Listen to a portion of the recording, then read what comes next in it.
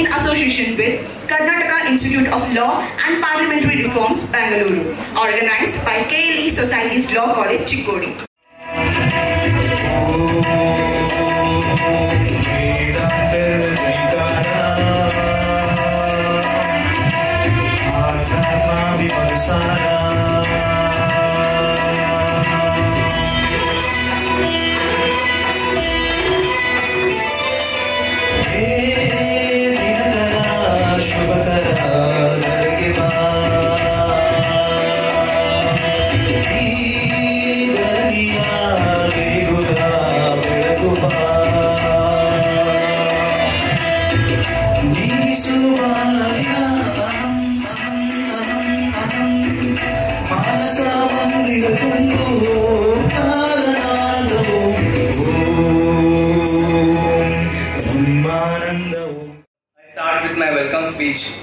I request Honorable Dwarkanath Babu sir to preside over the function.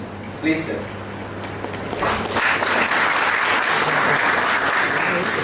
I quote, the earth, the air, the land and the water are not an inheritance from our forefathers, but on loan from our children. So we have to hand over to them, at least as it is been handed over to us. Mahatma Gandhiji, I unquote. Respected dignitaries on and off the dais, resource persons, delegates, distinguished invitees, members of local governments, ladies and gentlemen, a warm greetings to you all. It gives me an enormous pleasure to welcome you all for the inaugural session of one-day workshop on interstate disputes, water and territorial boundaries, organized by KLE Society's Law College, Chikkodi, in association with Karnataka Institute for Law and Parliamentary Reforms, Kilpar, Bengaluru. At the very outset, on behalf of KLE Society's Law College, Chikkodi and Kilpar, I extend a profound and warm welcome to the Chief Guest of inaugural session, Honorable Sri S.L. Chavan, 7th Additional District and Session Judge, Chikkodi, who is kind now to accept our award for your inspirational words. Welcome, sir. Institute for Law and Parliamentary Reforms, Kilpar, Bengaluru, for kindly consenting to preside over the inaugural session. Sir, your presence makes us very blissful and we are eager to hear your wisdomful words. Welcome, sir. I accord a very affectionate welcome to Professor Dr. C.S. Patil, Research Director, Karnataka Institute for Law and Parliamentary Reforms, Bengaluru, who has kindly consented to be the guest of honor for this function. Sir, your presence makes us delightful and with utmost devotion.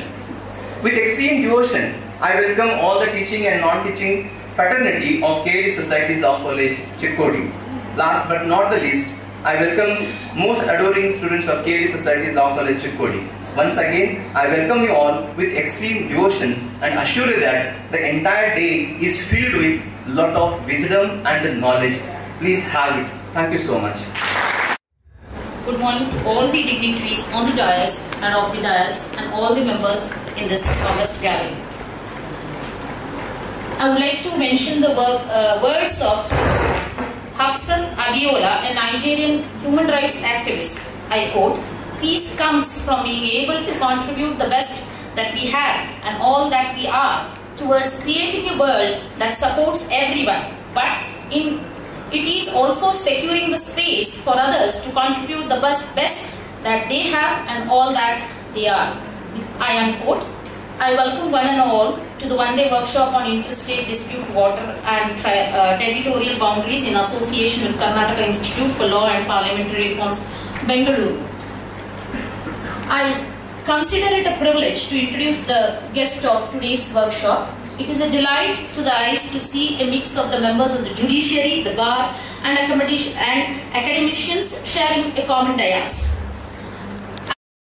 To name a few, in Bidar, Gadag, Haveri and Bengaluru. Sir was elevated as Senior Civil Judge in the year 2013. Sir is also actively involved in other co-extensive legal activities concerned with dissemination of justice. Sir is the member secretary of the District Legal Service Authority and High Court Legal Service at Kalaburgi. Sir's dedication towards his profession and other allied services bore fruit in the year 2019 and he was elevated as a District and Sessions Judge. Sir is well known among the members of the bar and the bench for his just and equitable judgments in Kannada language. Sir has been awarded for his judgment writings in Kannada language.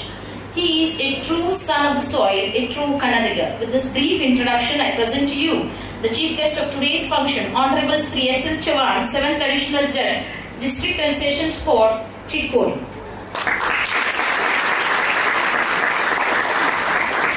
We have two other dignitaries on the dais who are guest of honors of today's function.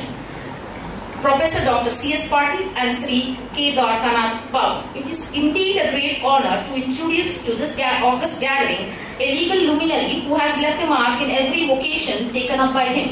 Professor Dr. Chidananda Reddy S. Patil graduated from the University of Mysore and pursued his studies in law at the University College of Law. Armed with a law degree, Sir pursued his masters in law from the University of Mysore. He completed his masters with specialization in constitutional law in the year 1988 and secured the first rank to the university. He was awarded 2 gold medals and a cash award for his remarkable achievement. The government of Karnataka also bestowed a cash prize for his remarkable achievement. Sir was conferred the doctorate in law from Karnataka University, Dharwad.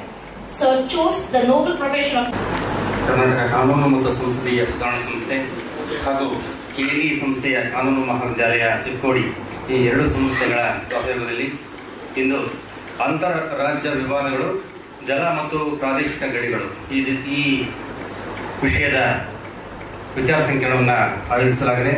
ಈ ವಿಚಾರ ಸಂಕಿರಣದ ಉದ್ಘಾಟನೆಗೆ ಆಗಮಿಸಿರ್ತಕ್ಕಂತಹ ಗೌರವಾನ್ವಿತ ನ್ಯಾಯಾಧೀಶರು 7ನೇ ಹೆಚ್ಚುವರಿ ಜಿಲ್ಲಾ ಮತ್ತು ಸತ್ರ ನ್ಯಾಯಾಲಯದ ನ್ಯಾಯಾಧೀಶರಾಗಿರ್ತಕ್ಕಂಥ Shri S L Chavan sir ಅವರೇ, ಈ ಕಾರ್ಯಕ್ರಮದ ಮುಖ್ಯ ಅತಿಥಿಗಳು, ನಮ್ಮ ಸಂಸ್ಥೆಯ ನಿರ್ದೇಶಕರು ಹಾಗೂ ಕರ್ನಾಟಕ ಸರ್ಕಾರದ ಸಂಸದೀಯ ವ್ಯವಹಾರಗಳ ಇಲಾಖೆಯಲ್ಲಿ ಹಲವಾರು ವರ್ಷಗಳ ಕಾಲ ಕಾರ್ಯದರ್ಶಿಯಾಗಿರ್ತಕ್ಕಂಥ ಸೇವೆ ಸಲ್ಲಿಸಿರ್ತಕ್ಕಂಥ ಶ್ರೀ ಕೆ ದ್ವಾರಕಾನಾಥ್ ಬಾಬು ಸರ್ ಅವರೇ, ಕರ್ನಾಟಕ ಕಾನೂನು ವಿಶ್ವವಿದ್ಯಾಲಯ ಕರ್ನಾಟಕ ವಿಶ್ವವಿದ್ಯಾಲಯದ ಕಾನೂನು ಕಾಲೇಜಿನ ಪ್ರಾಚಾರ್ಯರಾಗಿ, ಕಾನೂನು ವಿವಿಯ ಡೀನ್ ಆಗಿ ಮತ್ತು ವಿಸಿ ಆಗಿ ಕಾರ್ಯನಿರ್ವಹಿಸಿ ಈಗ ನಮ್ಮೊಂದಿಗೆ ಸಂಶೋಧನಾ ನಿರ್ದೇಶಕರಾಗಿ ಕಾರ್ಯನಿರ್ವಹಿಸತಕ್ಕಂತಹ doctor C S Patil sir ಅವರೇ, ಈ ಕಾರ್ಯಕ್ರಮದ ಅಧ್ಯಕ್ಷತೆ ವಹಿಸಿಕೊಂಡಿರ್ತಕ್ಕಂತಹ C S B Chonnath sir ಅವರೇ, ಈ ಕಾರ್ಯಕ್ರಮವನ್ನು ಆಯೋಜನೆ ಮಾಡಲಿಕ್ಕೆ ಕಾರಣ ಆಗಿ ನಿಮ್ಮೆಲ್ಲರಲ್ಲಿ ಸೇರಿಸಿರ್ತಕ್ಕಂತಹ doctor D B Solapura sir ಅವರೇ, ಈ ಕಾರ್ಯಕ್ರಮದ ಸಂಯೋಜನೆ ವಹಿಸಿರ್ತಕ್ಕಂಥ ಖಾಜಿ ಅವರೇ,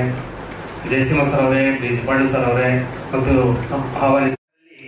ಒಂದು ಸುಧಾರಣೆಯನ್ನು ತರಬೇಕು, ಕಾನೂನು ಮತ್ತು ಸಂಸದೀಯ ವಿಷಯಗಳ ಸುಧಾರಣೆ ತರಬೇಕು ಅನ್ನೋ ಸದುದ್ದೇಶದಿಂದ 2005ರಲ್ಲಿ ಅಂದು ಮುಖ್ಯಮಂತ್ರಿ ಆಗಿರ್ತಕ್ಕಂಥ ಧರ್ಮಸಿಂಗ್ ಅವರ ಕ್ಯಾಬಿನೆಟ್ ಅಲ್ಲಿ ಕಾನೂನು ಸಚಿವರಾಗಿರ್ತಕ್ಕಂತಹ ಶ್ರೀ ಎಸ್ ಕೆ ಪಾಟೀಲ್ ಆರಂಭಿಸಿದ ಸಂಸ್ಥೆ ಇದು. ಈ ಸಂಸ್ಥೆ ಕಾನೂನು ಸಂಸದೀಯ ಈ ವಿಚಾರಗಳನ್ನ ಸುಧಾರಣೆ ಮಾಡುವ ಜೊತೆಗೆ ಕಾನೂನು ತಿಳಿವನ್ನ ವಿದ್ಯಾರ್ಥಿ ಮಿತ್ರರಿಗೆ ಮತ್ತು ಜ್ಞಾನದ ವಲಯಕ್ಕೆ ತಲುಪಿಸಬೇಕು ಅನ್ನೋ ಉದ್ದೇಶದಿಂದ ಸ್ಥಾಪನೆ ಮಾಡತಕ್ಕಂತಹ ಒಂದು ಸಂಸ್ಥೆ. ಈ ಸಂಸ್ಥೆ ನಿರಂತರವಾಗಿ ಈಗ 19ನೇ ವರ್ಷದಲ್ಲಿ ಕಾರ್ಯನಿರ್ವಹಿಸ್ತಾ ಇದೆ. ಸುಮಾರು 300ಕ್ಕೂ ಹೆಚ್ಚು ಸೆಮಿನಾರ್ಗಳನ್ನು ಮಾಡಿದ್ದೇವೆ. ಅದರಲ್ಲಿ ಈ ಕಾಲೇಜಿನಲ್ಲಿ ಇದು 4ನೇ ಸೆಮಿನಾರ್ ನನ್ನ ತಿಳಿವಿನ ಮಟ್ಟಿಗೆ, ಅದಕ್ಕಿಂತ ಮೊದಲು ಆಗಿರ್ಬೋದು. ನನ್ನ ತಿಳಿವಿನ ಮಟ್ಟಿಗೆ 4ನೇ ಸೆಮಿನಾರ್ ಮಾಡ್ತಾ ಇದ್ದೇವೆ. 85ಕ್ಕೂ ಹೆಚ್ಚು ಪುಸ್ತಕಗಳನ್ನು ಪ್ರಕಟಣೆ ಮಾಡಿದ್ದೇವೆ. ಪ್ರತಿ ವರ್ಷ ಸಂಸದೀಯ ವ್ಯವಹಾರಗಳಲ್ಲಿ ಮತ್ತು ನಮ್ಮ ವಿದ್ಯಾರ್ಥಿ ಮಿತ್ರರಿಗೆ ಮಾದರಿ ವಿಧಾನಸಭಾ ಸ್ಪರ್ಧೆಯನ್ನ ಏರ್ಪಾಡು ಮಾಡ್ತಾ ಇದ್ದೇವೆ. ನಿನ್ನೆ ತಾನೇ ನಮ್ಮ ಬೆಳಗಾವಿಯ ಚಿಕ್ಕೋಡಿ ಕಾಲೇಜಿನ ಕೆಎಲ್ಇ ಕಾಲೇಜ್ ಬೆಲ್ಲೂರು ಕಾಲೇಜಿನಲ್ಲಿ ಸ್ಪರ್ಧೆಯನ್ನು ಕೂಡ ಮಾಡಿದ್ವಿ. ಅದರ ನೇತೃತ್ವವನ್ನು ಜಯಸಿಂಹ ಸರ್ ವಹಿಸಿಕೊಂಡಿದ್ರು. ಇವತ್ತು ಇಲ್ಲಿ ಈ ಕಾರ್ಯಕ್ರಮ ನಡೀತಾ ಇದೆ. ಪ್ರತಿ ವರ್ಷ ಇಂಥ ಕಾರ್ಯಕ್ರಮ ನಾವು ಮಾಡ್ತಾ ಬಂದಿದ್ದೇವೆ. ಇದರ ಜೊತೆಗೆ ಈಗ ಮೂಡ್ ಕೋರ್ಟ್ ಸ್ಪರ್ಧೆಯನ್ನು ಕೂಡ ಮಾಡ್ತಾ ಇದ್ದೇವೆ. ಅದರಲ್ಲಿ ಕೂಡ ನಮ್ಮ ವಿದ್ಯಾರ್ಥಿಗಳನ್ನ ತೊಡಗಿಸಿ ಮಾದರಿ ಎಂದಾಗಿ ಮಹಾಜನ್ ಕಮಿಷನ್ ನಾವು ನೇಮಕ ಮಾಡಿಕೊಂಡು, ನಮ್ಮ ಒತ್ತಡ ಅಲ್ಲ ಅವರ ಒತ್ತಡದಿಂದನೇ ಮಹಾಜನ್ ಕಮಿಷನ್ ನೇಮಕ ಆಗಿತ್ತು. ಅದು ವರದಿ ಕೊಟ್ಟರು. ಆ ವರದಿಯನ್ನು ಒಪ್ಪುತ್ತೇವೆ ಅಂತ ಹೇಳಿದವರು ಆ ವರದಿಯನ್ನು ಕೂಡ ಈಗ ಒಪ್ತಾ ಇಲ್ಲ. ನಾವು ಸಿದ್ಧರಿದ್ದೇವೆ ಕರ್ನಾಟಕದವರು, ಅಂದ್ರೆ ಮಹಾಜನ್ ವರದಿನ ಬೇಡ ಆಗಿತ್ತು. ಆದ್ರೂ ಅವರ ಒತ್ತಾಯದಿಂದ ರಚನೆ ಮಾಡಲಾಯಿತು. ಅದು ಪಂಜಾಬ್ ನ್ಯಾಯಾಧೀಶರ ಸುಪ್ರೀಂ ಕೋರ್ಟ್ ನ್ಯಾಯಾಧೀಶರಾಗಿದ್ದರು ಪಂಜಾಬ್ನವರು ಮೆಹರ್ ಚಂದ್ ಮಹಾಜನ್ ಅವರು. ಅವರ ವರದಿಯನ್ನ ಒಪ್ಪುತ್ತೇವೆ ಅಂತಂದವರು ಆ ವರದಿ ಕೊಟ್ಟಾಗ ಮತ್ತೆ ಒಪ್ಪಲಿಲ್ಲ. ಸೊ ಇಲ್ಲಿ ನಮ್ಮ ಇದೆ, ತಕರಾರುಗಳ ಕುರಿತಾಗಿ ಅರ್ಜಿ ಏನಿದ್ದಾವೆ ಅವುಗಳು ನಡೀತಾ ಇದ್ದಾವೆ, ಅವನ್ನೆಲ್ಲ ನಾವು ತಿಳ್ಕೋಬೇಕು, ವಿದ್ಯಾರ್ಥಿ ಮಿತ್ರರಿಗೆ ತಿಳಿಪಡಿಸಬೇಕು ಅನ್ನೋ ಸದುದ್ದೇಶದಿಂದ ಈ ಕಾರ್ಯಾಗಾರ ಈ ವಿಚಾರ ಸಂಕಿರಣವನ್ನು ಆಯೋಜಿಸಿದ್ದೇವೆ. ಇದರ ವಿಚಾರಗಳನ್ನ ತಾವು ತಿಳ್ಕೊಳ್ರಿ, ನಾವು ತಿಳ್ಕೊಳ್ಳೋಣ. ಇಲ್ಲಿ ವಿಷಯ ವಿದ್ವಾಂಸ ಬಂದಿದ್ದಾರೆ, BG ಪಾಟೀಲ್ ಅವರು ಮತ್ತು CS ಪಾಟೀಲ್ ಅವರು ಮತ್ತು ಜಯಸಿಂಹ ಸರ್ ಅವರು ಮತ್ತು ಗೋಳಾರ್ ಸರ್ ಅವರು, ಇವರ ವಿಚಾರ ತಿಳ್ಕೊಳ್ಳೋಣ. ತದನಂತರ ನಿಮ್ಮಿಂದ ಪತ್ರಿಕೆ ಪೇಪರ್ ಪ್ರೆಸೆಂಟೇಷನ್ ಇರುತ್ತೆ. ನಿಮ್ಮಲ್ಲಿ ಯಾರು ಅತ್ಯುತ್ತಮವಾಗಿ ಪೇಪರ್ ಪ್ರೆಸೆಂಟ್ ಮಾಡ್ತಿರೋ ಅವರಿಗೆ ಬಹುಮಾನ ಇರ್ತದೆ. ಪ್ರಥಮ ಬಹುಮಾನ 1,000 ರೂಪಾಯಿ, ಎರಡನೇ ಬಹುಮಾನ 700 ರೂಪಾಯಿ, ತೃತೀಯ ಬಹುಮಾನ 500 ರೂಪಾಯಿಗಳು ಮತ್ತು ಎಲ್ಲರಿಗೂ ಭಾಗವಹಿಸಿ ಎಲ್ಲರಿಗೂ ಪ್ರಶಸ್ತಿ ಪತ್ರ ಇರ್ತದೆ. ನೀವು ಈ ವಿಚಾರದಲ್ಲಿ ಗಡಿ ಮತ್ತು ಜಲ ವಿವಾದಗಳ ವಿಷಯದಲ್ಲಿ ಒಂದು ಮುಂದೆ ನೀವು ಕೋರ್ಟ್ಗೆ ಹೋಗ್ತಿದ್ದೀರಿ ಅಥವಾ ನೀವು ಎಲ್ಲಿಯೇ ಹೋಗ್ತಿದ್ದೀರಿ ತಿಳಿವನ್ನು ಹೊಂದಿರಬೇಕನ್ನ ಕಾರಣಕ್ಕಾಗಿ ವಿಚಾರ ಸಂಕಿರಣವನ್ನ ಈ ಎರಡು ಸಂಸ್ಥೆಗಳು ಹಮ್ಮಿಕೊಂಡಿವೆ. ಇದರ ಫಲವನ್ನು ಪಡ್ಕೊಳ್ಳಿ ಅಂತ ಹೇಳ್ತಾ ನಮ್ಮ ಸಂಸ್ಥೆಯ ಕಾರ್ಯಾಗಾರ ವಿಚಾರ ಸಂಕಿರಣದಲ್ಲಿ ಆಯೋಜನೆ ಮಾಡಲಿಕ್ಕೆ ಅವಕಾಶ ಕೊಟ್ಟಿರ್ತಕ್ಕಂಥ ಪ್ರಾಚಾರ್ಯರಿಗೆ ಮತ್ತು ಸಂಸ್ಥೆಗೆ ಇವತ್ತು ಆರಿಸ್ತಕ್ಕಂಥ ತಮ್ಮೆಲ್ಲರಿಗೆ ವಂದಿಸಿ ನನ್ನ ಮಾತು ಮುಗಿಸ್ತಾ ಇದ್ದೇನೆ. ಜೈ ಹಿಂದ್, ಜೈ ಕರ್ನಾಟಕ.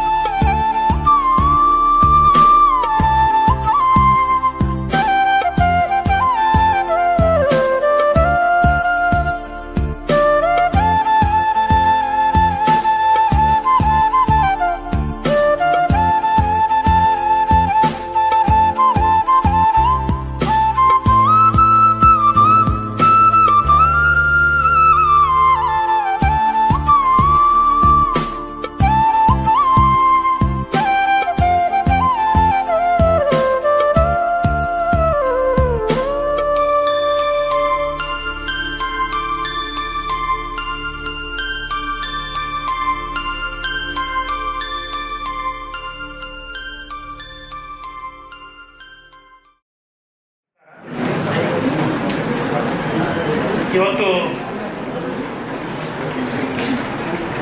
ಇಲ್ಲಿ ಹಮ್ಮಿಕೊಂಡಿರ್ತಕ್ಕಂಥ ಒಂದು ದಿನದ ಸೆಮಿನಾರ್ ಕಾರ್ಯಾಗಾರದ ಉದ್ಘಾಟನಾ ಸಮಾರಂಭದ ವೇದಿಕೆ ಮೇಲೆ ಮುಖ್ಯ ಅತಿಥಿಯಾಗಿ ಉಪಸ್ಥಿತರಿರ್ತಕ್ಕಂಥ ಕರ್ನಾಟಕ ಕಾನೂನು ಮತ್ತು ಸಂಸದೀಯ ಸುಧಾರಣಾ ಸಂಸ್ಥೆ ಬೆಂಗಳೂರು ಇವರ ನಿರ್ದೇಶಕರಾಗಿರ್ತಕ್ಕಂಥ ಗೌರವಾನ್ವಿತ ದ್ವಾರಕನಾಥ್ ಬಾಬುರವರೇ, ಸದರಿ ಸಂಸ್ಥೆಯ ಸಂಶೋಧನಾ ನಿರ್ದೇಶಕರಾಗಿರ್ತಕ್ಕಂಥ ಗೌರವಾನ್ವಿತ ಪ್ರೊಫೆಸರ್ CS ಪಾಟೀಲ್ ಅವರೇ, ಸದರಿ ಸಂಸ್ಥೆಯ ಸಂಶೋಧನಾ ಮುಖ್ಯಸ್ಥರಾಗಿರ್ತಕ್ಕಂಥ ಗೌರವಾನ್ವಿತ ರೇವಯ್ಯ ಒಡೆಯರ್ ಅವರೇ, ಈ ಕಾಲೇಜಿನ ಡೈನಾಮಿಕ್ ಪ್ರಿನ್ಸಿಪಾಲ್ ಅಂತ ನಾನು ಹೇಳ್ತೀನಿ ಆಗಿರ್ತಕ್ಕಂಥ ಗೌರವಾನ್ವಿತ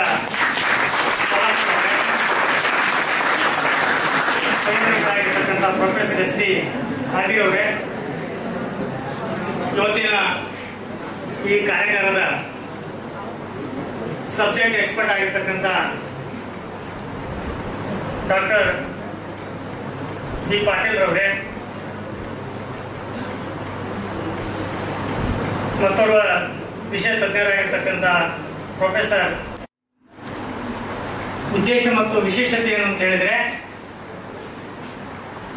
ಎರಡು ವಿಷಯಗಳನ್ನ ಇವತ್ತು ಈ ಕಾರ್ಯಕ್ರಮದಲ್ಲಿ ಡಿಬೇಟ್ ಮಾಡುವಂತ ಸಂದರ್ಭ. ಅದು ನಮ್ಮ ಗೌರವಾನ್ವಿತ ಪ್ರೊಫೆಸರ್ CS ಪಾಟೀಲ್ ರವರ ಮಾರ್ಗದರ್ಶನದಲ್ಲಿ ಅಂತ ನಾನು ಹೇಳಿಕ್ಕೆ ಇಷ್ಟಪಡ್ತೇನೆ. ಒಳ್ಳೆ ವಿಷಯ ತಜ್ಞರು ನಮಗೆ ಇವತ್ತು ಇಲ್ಲಿ ಸಿಕ್ಕಿದ್ದಾರೆ ಅಂತ ನಾನು ಹೇಳಿಕ್ಕೆ ಇಷ್ಟಪಡ್ತೀನಿ. ಅದರ ಜೊತೆಗೆ ಆಯ್ಕೆ ಮಾಡಿರ್ತಕ್ಕಂಥ ವಿಷಯಗಳು ಕೂಡ ಬಹಳ ಚರ್ಚೆಗೆ ಒಳಪಡುವಂತ ವಿಷಯಗಳಂತ ನಾನು ಹೇಳಿಕ್ಕೆ ಇಷ್ಟಪಡ್ತೀನಿ. ಒಂದನೇದು ಕೃಷ್ಣಾ ನದಿ ಜಲ ವಿವಾದ, ಎರಡನೇದು ಅಂತಾರಾಜ್ಯ ನದಿ ನೀರಿನ ವಿವಾದಗಳು. ಬಹಳ ಬರ್ನಿಂಗ್ ಇಶ್ಯೂಸ್ ಅಂತ ನಾನು ಹೇಳಿಕ್ಕೆ ಇಷ್ಟಪಡ್ತೀನಿ. And this seminar is needed for every citizen of our state, particularly our Karnataka state. ನಮ್ಮ ಗೌರವಾನ್ವಿತ ಒಡೆಯರ್ ಅವರು ತಮ್ಮ ನುಡಿಯಲ್ಲಿ ಒಂದು ಮಾತು ಹೇಳಿದರು. ಇವತ್ತಿನ ಕಾನೂನುಗಳ ಬಗ್ಗೆ, ಸಮಸ್ಯೆಗಳ ಬಗ್ಗೆ ನಾವು ಇಂಥ ಸೆಮಿನಾರ್ಗಳನ್ನ ಮಾಡಬೇಕಾಗ್ತದೆ. ವಿದ್ಯಾರ್ಥಿಗಳಿಗೆ ಇದು ಗೊತ್ತಾಗಬೇಕು. ವಿದ್ಯಾರ್ಥಿಗಳು ಕೂಡ ಇತ್ತೀಚಿನ ದಿನಗಳಲ್ಲಿ ನಾವು ನೋಡ್ತಾ ಇದ್ದೇವೆ, ಸಮಸ್ಯೆ ಇಲ್ಲದ ವ್ಯಕ್ತಿ ಇಲ್ಲ, ಅಪರಾಧ ಮುಕ್ತ ಸಮಾಜ ಇಲ್ಲ. ಯಾಕೆ ಇದು ಆಗ್ತಾ ಇದೆ ನಮ್ಮ ಸಮಾಜದಲ್ಲಿ? ಯಾಕೆ ನಾವು ಇದನ್ನೆಲ್ಲ ಯಾಕೆ ಮಾಡ್ತೀವಿ? ಕಾನೂನು ಯಾಕೆ ಮಾಡಬೇಕು? ಇಂಥ ಕಾರ್ಯಗಳನ್ನು ಯಾಕೆ ಮಾಡಬೇಕು? ಸಮಸ್ಯೆಗಳನ್ನ ಯಾಕೆ ನಾವು ಚರ್ಚೆ ಮಾಡಬೇಕು? ಒಟ್ಟಿನಲ್ಲಿ over all result, over all intention, purpose of the law and individual decision ಏನು ಅಂತ ಹೇಳಿದ್ರೆ ಜಸ್ಟಿಸ್, ನ್ಯಾಯಕ್ಕಾಗಿ ಮಾತ್ರ ನಾವು ಇದನ್ನೆಲ್ಲ ಮಾಡ್ತಾ ಇದ್ದೀವಿ. Then what is justice? It should be in favor of justice, not in favor of injustice. Justice ಇನ್ನೊಂದು ಅರ್ಥದಲ್ಲಿ ಹೇಳುವುದಾದರೆ, justice is a relief under the according to the law. Two faces of same coin.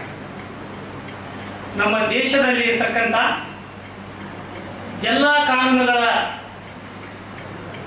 Background ಅನ್ನು ನಾವು ಅವಲೋಕಿಸಿದಾಗ, ಹಿಂದೂ ಲಾ ನೋಡಿದ್ರೆ, ಮೊಹಮ್ಮಡನ್ ಲಾ ನೋಡಿದ್ರೆ, then Hindu succession act ನೋಡಿದ್ರೆ ಅದರಲ್ಲಿ ಧರ್ಮ ಇದೆಯೋ ಇಲ್ಲೋ ಅನ್ನೋದು ಗೊತ್ತಾಗ್ತದೆ ನಮಗೆ. ದೀಸ್ ಆಕ್ಟ್ಸ್ ಆರ್ ಟೋಟಲಿ ಕರ್ಮ. ಸಂಸ್ಕೃತದಲ್ಲಿ ಕರ್ಮ ಅಂದ್ರೆ ಏನ್ ತಿಳ್ಕೊಂಡು ನಾವು ಎಲ್ಲರೂ ಅಂತಂದ್ರೆ ಕೆಟ್ಟದ್ದು. ಕರ್ಮ ಅಂದ್ರೆ ಅವ್ನು ಕೆಟ್ಟ ಮಾಡಿದ್ದಾನೆ. ಯಾವ ಕೆಟ್ಟ ಮಾಡಿರ್ತಾನೆ ಅವನಿಗೆ ಕರ್ಮ. ಏನೋ ಒಂದು ಅನ್ವಾಂಟೆಡ್ ಅನ್ಟೋರ್ಡ್ ಇನ್ಸಿಡೆಂಟ್ ಲೈಫ್ ನಲ್ಲಿ ಆದಾಗ ಇದು ನನ್ನ ಕರ್ಮ ಅಂತೇಳಿ. ಕರ್ಮ ಈಸ್ ಡೆಸ್ಟಿನಿ, ಫೇಟ್, ಲಕ್. ಅದು ಕರ್ಮ ಅಂದ್ರೆ ಕೆಟ್ಟದಲ್ಲ, ಅದು ಒಂದು ಡೆಸ್ಟಿನಿ, ಲಕ್, ಫೇಟ್. ಅದು ಕರ್ಮ involves two components. One is good action, another one is bad action. ಕರ್ಮದಲ್ಲಿ ಎರಡು, ಗುಡ್ ಆಕ್ಷನ್, ಬ್ಯಾಡ್ ಆಕ್ಷನ್. ಈಗ ಒಂದೇನೋ ಆಗಿರ್ತದೆ ಜೀವನದಲ್ಲಿ, ಆಗಬಾರ್ದು, ಇದು ನನ್ನ ಕರ್ಮ ನೋಡ್ರಿ ಅಂತ ಹೇಳ್ತೀವಿ. ಒಳ್ಳೇದಾಯ್ತಂದ್ರ ನನ್ನ ನಸೀಬ್ ನೋಡ್ರಿ ಅಂತೇಳಿ. Karma is nothing but naseeb, destiny, luck, fate. But it depends upon how we act in the society.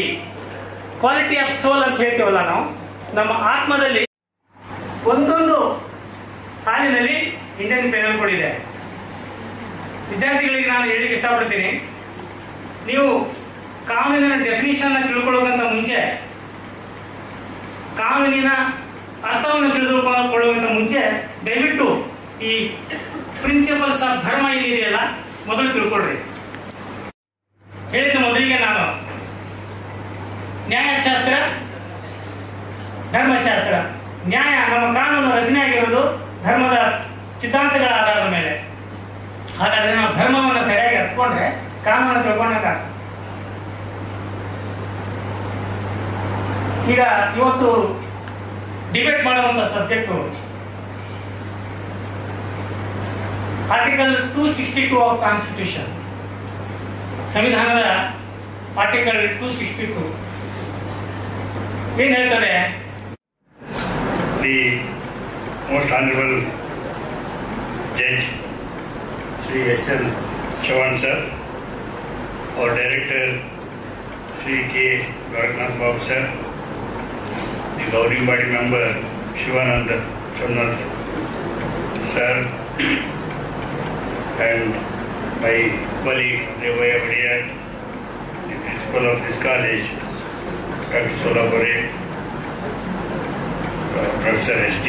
Haji, and very wonderful young dynamic judges who have graced the occasion, Shri Harish Patil, Ashok Aral, Nagesh Patil. It is so nice to have 4 judges in this program, and I appreciate the presence of all of you, sir. Back to us, and we have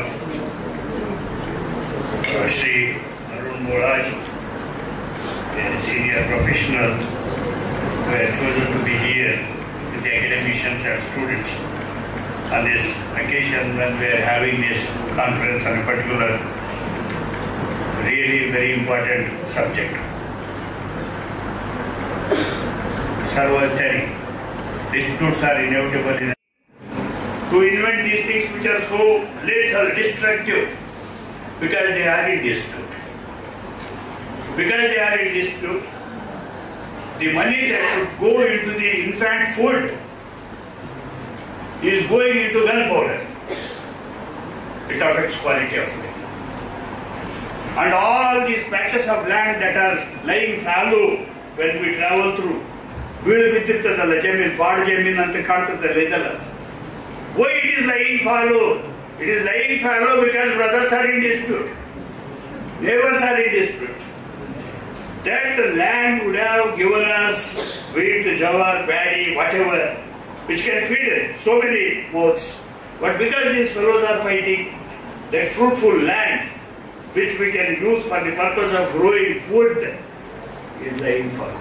Disputes affect development. That's why there is a wonderful statement. Not to know dispute resolution is to be functionally illiterate. Not to know dispute resolution is to be functionally illiterate. If these disputes are surviving in the ideal sense, all those people involved are functionally illiterate. That's why the disputes are continuing. They are continuing for different reasons. We will discuss when we go for technical session. There is a wonderful analysis there. ರಾಜಿ ಮಾಡ್ಕೊಂಡ್ಬಿಡ್ರಿ, ಮಹಾರಾಷ್ಟ್ರದವರು ಕರ್ನಾಟಕದವರು ರಾಜಿ ಮಾಡ್ಕೊಂಡ್ಬಿಡ್ರಿ, ನೀರಿಂದು ಅವರು ತಮಿಳುನಾಡವರು ಇವರು ಒಪ್ಪಂದ ಮಾಡಿ ರಾಜಿ ಸಂವಾದ ಏನಂತಾರೆ, compromise. The word compromise is very dangerous. Compromise means you are foregoing something to which you are ಹೇಳ್ತಾರಲ್ರಿ, ಎಲ್ಲರೂ ಕಾಂಪ್ರಮೈಸ್ ಮಾಡ್ಕೊಂತ ಹೇಳಿದ್ರೆ compromise is not good in law. Compromise, you will sacrifice something, right?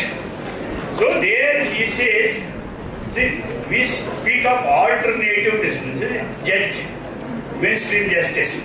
Courtroom justice is mainstream justice. Alternative to courtroom is ADRs, negotiation, arbitration, etc. This is alternative.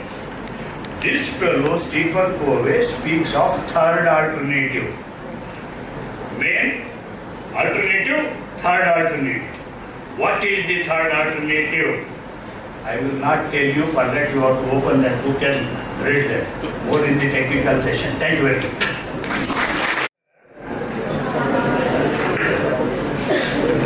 ಈ ದಿನ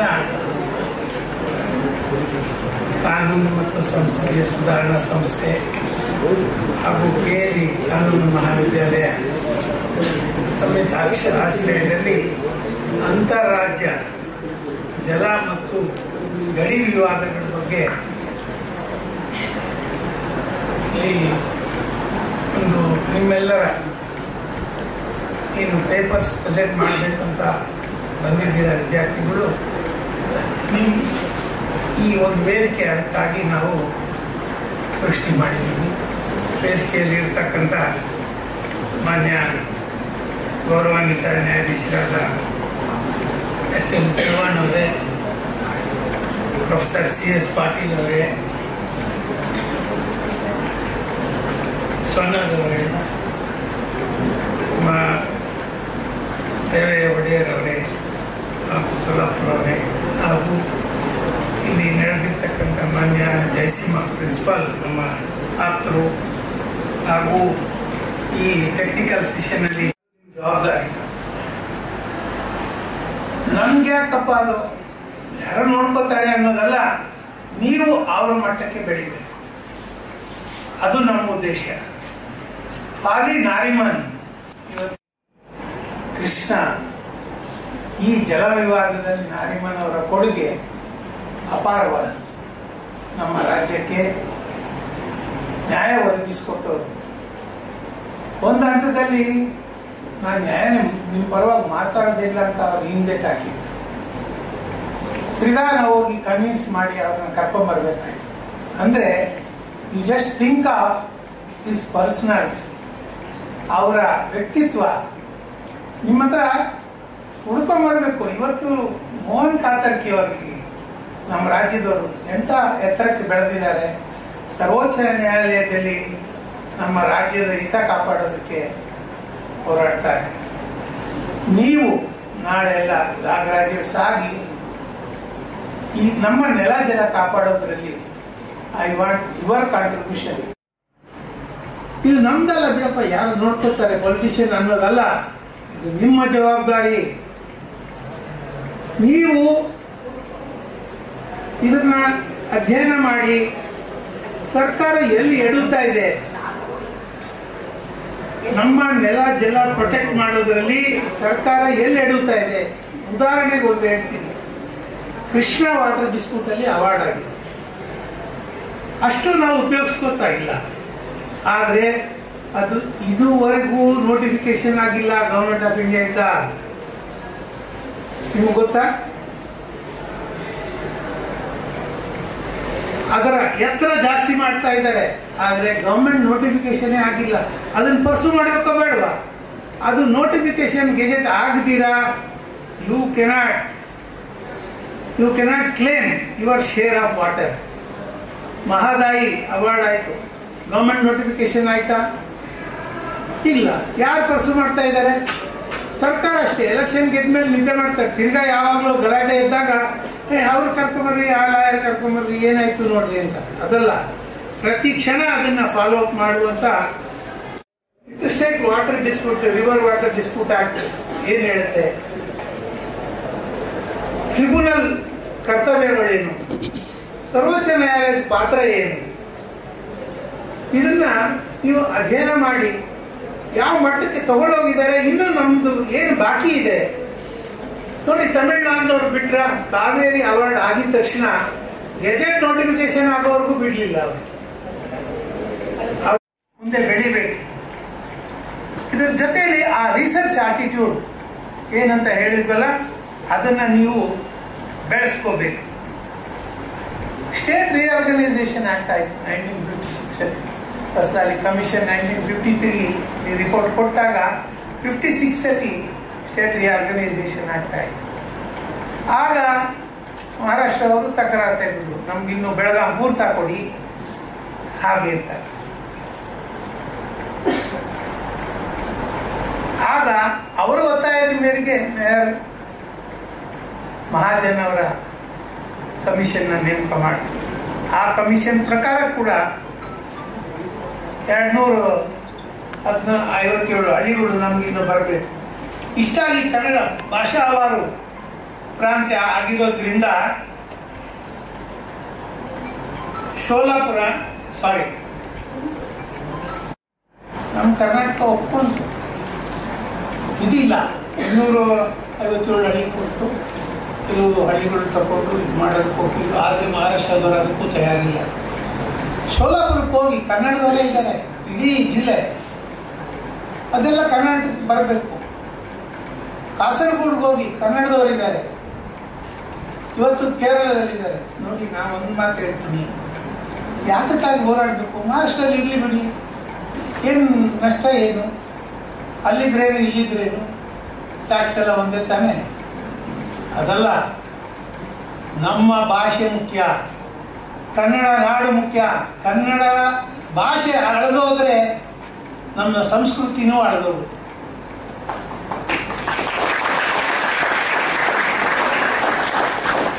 ಕನ್ನಡ ಶಾಲೆಗಳಿಗೆ ಕನ್ನಡ ಪುಸ್ತಕಗಳೆಲ್ಲ ಕೊಡ್ತೀವಿ, ಉತ್ತೇಜನ ಕೊಡ್ತೀವಿ, ಎಲ್ಲ ಮಾಡ್ತೀವಿ.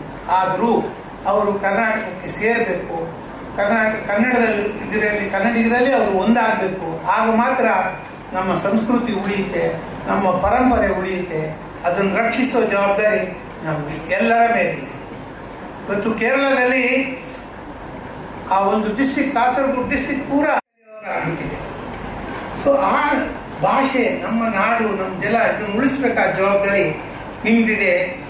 ಇಷ್ಟಾಗಿ ನೋಡಿ, ಆರ್ಟಿಕಲ್ 262ನಲ್ಲಿ ಕಾನೂನು ಮಾಡೋಕ್ಕೆ ಪಾರ್ಲಿಮೆಂಟ್ಗೆ ಪವರ್ ಇದೆ, ಟ್ರಿಬ್ಯುನಲ್ ಮಾಡೋಕ್ಕೆ ಪವರ್ ಇದೆ, ಸುಪ್ರೀಂ ಕೋರ್ಟ್ನ ಜೂರಿಡಿಕ್ಷನ್ ಬಾರ್ ಮಾಡಿದ್ದಾರೆ. ಆದರೆ ಗಡಿ ವಿವಾದಕ್ಕಿಲ್ಲ, ಆ ಥರ ಪ್ರೊವಿಷನೇ ಇಲ್ಲ. ಆರ್ಟಿಕಲ್ 131ನಲ್ಲಿ ಸುಪ್ರೀಂ ಕೋರ್ಟ್ ಮೆಟ್ಲು ಹತ್ತಲೇಬೇಕು, ಸುಪ್ರೀಂ ಕೋರ್ಟ್ ತೀರ್ಮಾನ. ಅದು ಬಿಟ್ಟರೆ ಪಾರ್ಲಿಮೆಂಟ್ ಆಲ್ಟ್ರೇಷನ್ ಆಫ್ ಬೌಂಡ್ರೀಸ್ ಬಗ್ಗೆ ಮಾಡಬೇಕಾಗಲಿ ಬೇರೆ ದಾರಿ ಇಲ್ಲ. ಇದಲ್ದಿರ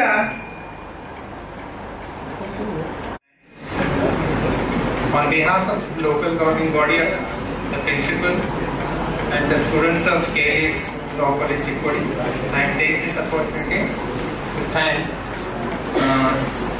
the chief guest of today's inauguration ceremony, Sri S.N. Chauhan, 7th Additional District and Session Judge, for giving us his valuable time. Today's function, Professor C.S. Patil, Sir, Director of Research, Kilpar. Also thank Dr. Revaya Vadaya sir for his preparatory speech and for attending today's function. Thank you very much, sir. I also express my gratitude to the beloved principal of our KLE Society's Law College, Dr. D.V. Solapule, for his constant guidance, cooperation and support. Thank you, sir. I also thank the members of the Bar Association Chikkodi, Advocate Arun Bora sir, Advocate Patil sir, Ashok Aryan sir, Honorable Nagesh Patil sir, and also I thank Dr. K. I welcome you, sir. Of KLE Society's B.V. Bellar Law College, Belagavi. With this brief introduction, I introduce a very eminent personality, Dr. P. Jaisimha sir. I welcome you, sir, for this session. I request Mr. Shashidhar Joshi present a bouquet moment to Dr. P. Jaisimha sir.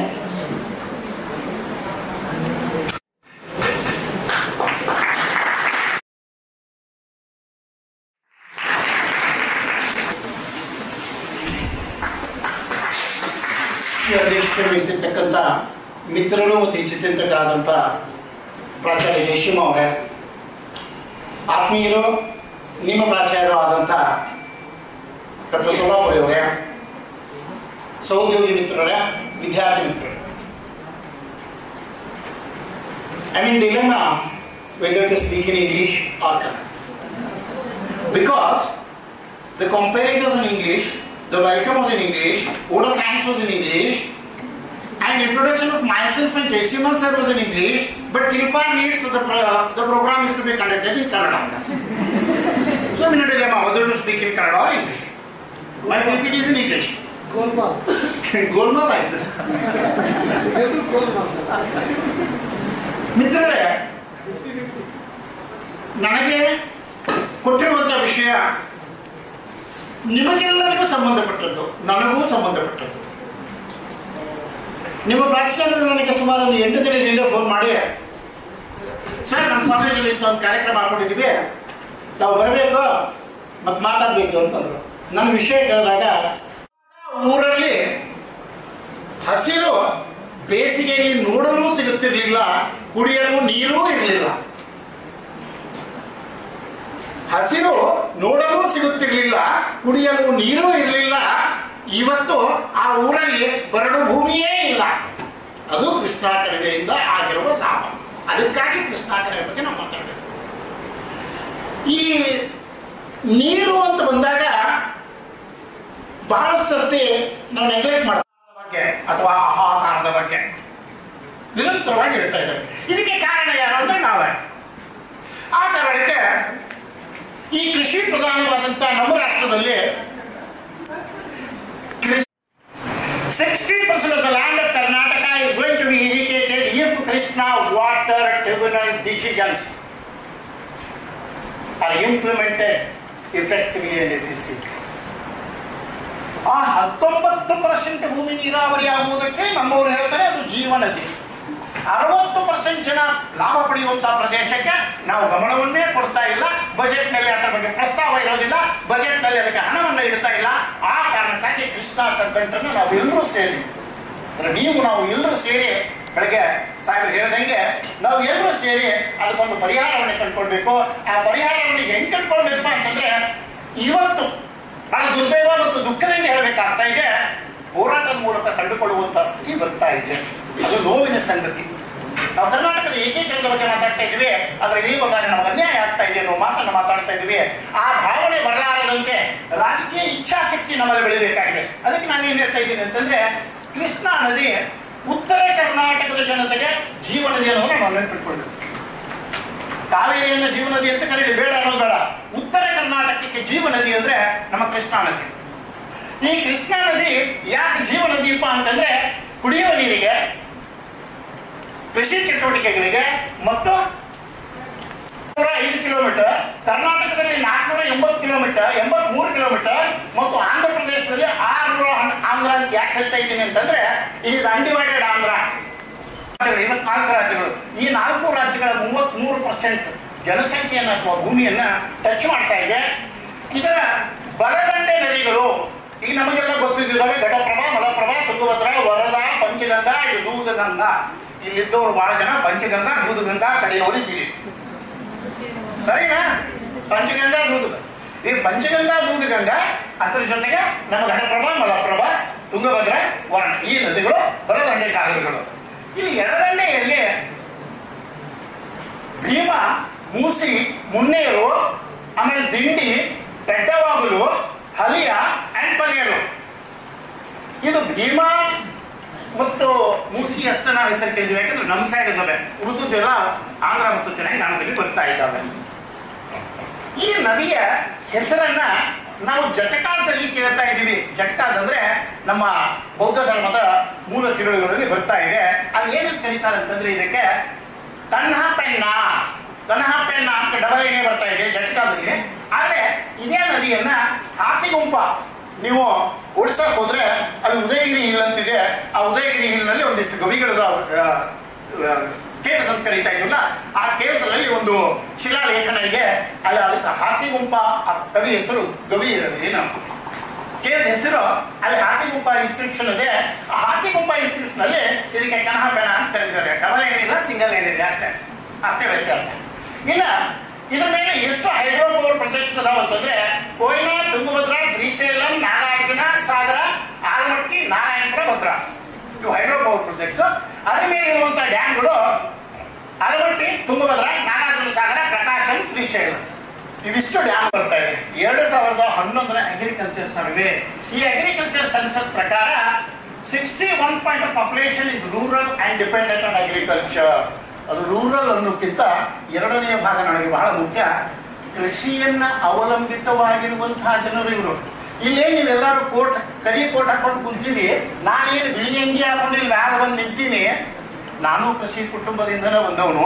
ನನ್ನ ಕೃಷಿ ಚೆನ್ನಾಗಿದ್ದರಿಂದ ನಾನು ನಿಮ್ಮ ಮುಂದೆ ನಿಂತು ಮಾತಾಡುವ ತಾಕತ್ ಪಡ್ಕೊಂಡವನು. ಆ 61.5% ನಾನು ಬರ್ತೀನಿ, ನಮ್ಮ ಹಿರಿಯ ಲಾಯರು ಬರ್ತಾರೆ. ಸರಿನೇ? ನಾವೆಲ್ಲ ಕೃಷಿ ಪ್ರಧಾನದಿಂದ ಬಂದವರು, ಹೌದು ಅಲ್ಲೋ? ಯಾರಾದ್ರೂ ಇದ್ದೀರೇನು ಮತ್ತೆ?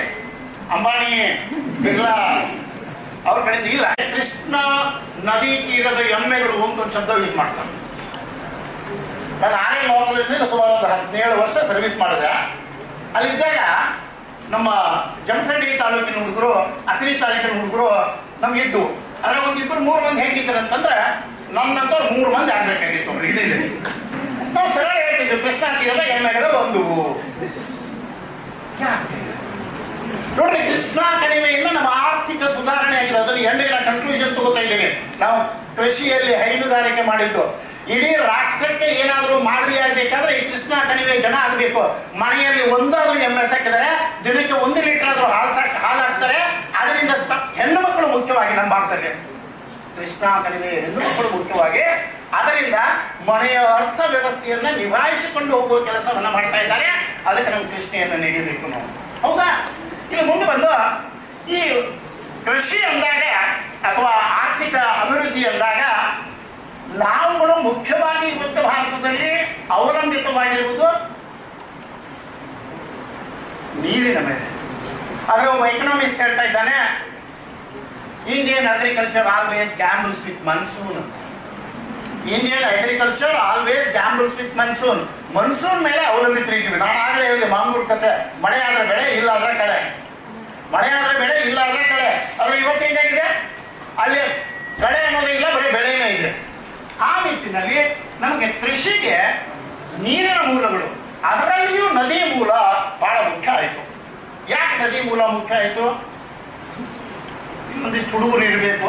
ಚಿಕ್ಕೋಡಿ ತಾಲೂಕಿನ ಈ ಭಾಗದ ಹುಡುಗರು instinct, overcoming self-instinct, overcoming their party instinct. If they walk beyond these limits, ಈ ಸಮಸ್ಯೆಯನ್ನು ಬಹಳ ಸರಳವಾಗಿ ಬಗೆಹರಿಸ್ತದೆ. ಯಾಕಂದ್ರೆ 56 ಜನ ಸಣ್ಣ ಸಂಖ್ಯೆ ಅಲ್ಲ.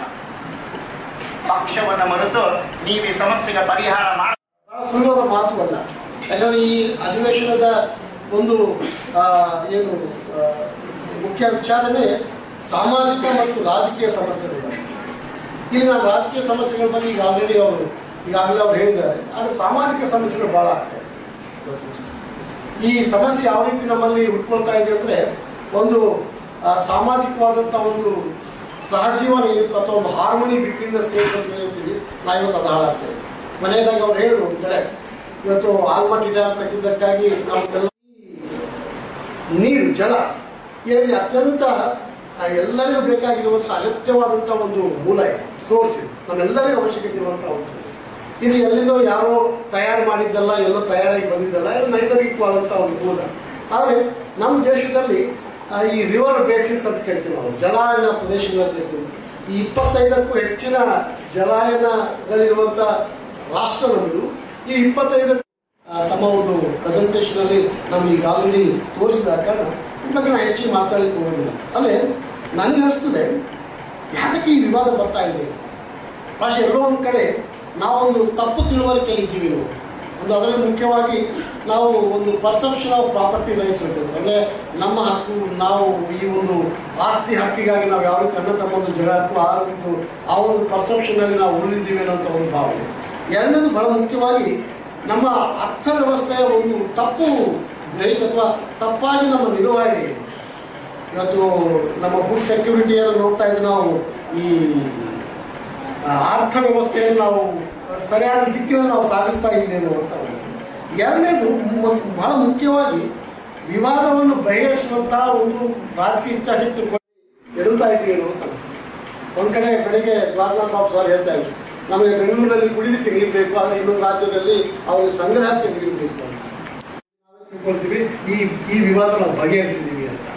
ಪ್ರಾಯಶಃ ನಾವು ಅದನ್ನು 2 ಭಾಗ ಮಾಡಿ ಇಬ್ಬರಿಗೆ ಹಂಚಿ ನಾವು ಅದನ್ನು ಬಗೆಹರಿಸ್ಬೋದು, ಅದರಲ್ಲಿ ಅನುಮಾನ ಇಲ್ಲ. ಆದರೆ ಈ ವಿವಾದ, ಈ ಆರೆಂಜ್ ಹಣ್ಣಿನ ಒಂದು ಅಗತ್ಯ ಯಾರಿಗೆ ಯಾವುದಿದೆ ಅನ್ನೋದು ನಾವು ಕಂಡುಹಿಡಿದಿದ್ರೆ ಪ್ರಾಯಶಃ ಈ ಅದೇ ಆರೆಂಜ್ ಹಣ್ಣನ್ನು, ಇದೇ ಒಂದು ಆರೆಂಜ್ ಹಣ್ಣನ್ನು ನಾವು ಮತ್ತೆ ಪರಿಣಾಮಕಾರಿಯಾಗಿ ಹಂಚ್ಬೋದಾಗಿದ್ದೇವೆ ಅಂತ. ಉದಾಹರಣೆಗೆ ಹಸಿವಾದವನಿಗೆ ಆರೆಂಜ್ ಹಣ್ಣಿನ ಒಳಗಡೆ ಇರುವಂತ ಒಂದು ಪಲ್ಪ್ ಬೇಕು, ಅದು ಹಣ್ಣು ಬೇಕು. ಆದರೆ ಒಬ್ಬ ಇನ್ನೊಬ್ಬ ವ್ಯಕ್ತಿಗೆ ಆ ಆರೆಂಜ್ ಹಣ್ಣು ಈ ಊರಿಗೆ ಬಂದಾಗ 2000ರಲ್ಲಿ ನಾವು ಪ್ರಿನ್ಸಿಪಾಲ್ ಬಂದಾಗ ಆ ಹಳ್ಳ ಎರಡು ಚಿಕ್ಕೋಡಿ ಪಟ್ಟಣವನ್ನು ಎರಡು ಭಾಗವಾಗಿ ನಡೆಸ್ತೀವಿ. ಆ ಕಡೆ ಭಾಗ ಈ ಕಡೆ ಭಾಗ ಅಂತ. ನಾನು ಅಹಮದಾಬಾದ್ ನೆನಪಾಗ್ತದೆ. ಅಹಮದಾಬಾದ್ ನಡುವೆ ನರ್ಮದಾ ನದಿ ಹಂಚಿ ಹೋಗ್ತಿತ್ತು. ಒಂದು ಕಡೆ ನಾನು ಇನ್ನೊಂದು ಒಂದು ಭಾಗ ಆ ಕಡೆ ಒಂದು ಭಾಗ ಈ ಕಡೆ. ನಾನು ಚಿಕ್ಕೋಡಿನ ಅವಾಗ ಅಹಮದಾಬಾದ್ ಅಂತ ಹೋಗ್ತಿದ್ದೆ. ಯಾಕಂದ್ರೆ ಪಟ್ಟಣದ ನಡುವೆ ಒಂದು ಹಳ್ಳ ಹರಿದು ಹೋಗ್ತಾ ಇದೆ. ಅಲ್ಲಿ ಇವತ್ತು ಆ ಹಳ್ಳ ಒಣಗಿದೆ. ಇವತ್ತು water scarcity is the biggest problem. ಮೊದಲು ನಾವು ಆ ಜಲ ಸಂರಕ್ಷಣೆ ಬಗ್ಗೆ ನಾವು ಇವತ್ತಿನ ದಿವಸ ನಾವು ಗಮನ ಹರಿಸಬೇಕಾಗಿದೆ. ನೀರು ಜಾಸ್ತಿ ಇದ್ದಾಗ ಅದನ್ನು ಯಾವ ರೀತಿ ಸಂಗ್ರಹ ಮಾಡಬೇಕು, ನೀರು ಅಭಾವ ಇದ್ದಾಗ ಆ ನೀರಿನ ಬಳಕೆ ಯಾವ ರೀತಿ ಮಾಡಬೇಕು, ಈ ಜಲವನ್ನು ನಾವು ಜಲ ಸಂಗ್ರಹಣೆ ಜಾಸ್ತಿ ಮಾಡೋದಕ್ಕೆ ನಾವು ಯಾವ ರೀತಿ ಒಂದು ಪರ್ಯಾವರಣದ ದೃಷ್ಟಿಯಲ್ಲಿ ನಾವು ಯಾವ ರೀತಿ ಕ್ರಮಗಳನ್ನು ತಗೊಳ್ಬೇಕು ಅನ್ನೋದ್ರ ಬಗ್ಗೆ ನಾವು ಗಮನ ಹರಿಸಬೇಕಾಗಿದೆ. ಅಂತ ಈ ಕಾರ್ಯಕ್ರಮದಲ್ಲಿ ಈ ಒಂದು ಅಧಿವೇಶನಕ್ಕೆ ಅಧ್ಯಕ್ಷತೆನ ವಹಿಸಬೇಕೆಂತ ನನಗೆ ಆಹ್ವಾನಿಸಿ ನನಗೆ ತಿಳಿದಂಥ 4 ವಿಚಾರಗಳನ್ನು ಹಂಚಿಕೊಳ್ಳಲಿಕ್ಕೆ ಅನುವು ಮಾಡಿಕೊಟ್ಟಂಥ ಕಸಾಂಸೂಗೆ ಮತ್ತು ನಮ್ಮ KLE ಸಂಸ್ಥೆಯ ಕಾಲು ಮಾಡಿದ್ದಾರೆ ಚಿಕ್ಕೋಡಿಗೆ ಮತ್ತು ಇದು ತನಕ ನಾವೆಲ್ಲರೂ ಕೂತು ಹೇಳಿದ್ದಕ್ಕೆ ಮತ್ತು ವಿಶೇಷವಾಗಿ ಇವತ್ತಿನ ಈ ಅಧಿವೇಶನದಲ್ಲಿ BG ಪಾಟೀಲ್ಗೆ ನಾವು ಅತ್ಯಂತ ಧನ್ಯವಾದಗಳನ್ನು ಹೇಳಬೇಕು. ಯಾಕಂದರೆ ಬಹಳಷ್ಟು ಅವರು ಶ್ರಮಪಟ್ಟು ಇದನ್ನು ತಯಾರಿ ಮಾಡ್ಕೊಂಡು ಬಂದಾರೆ.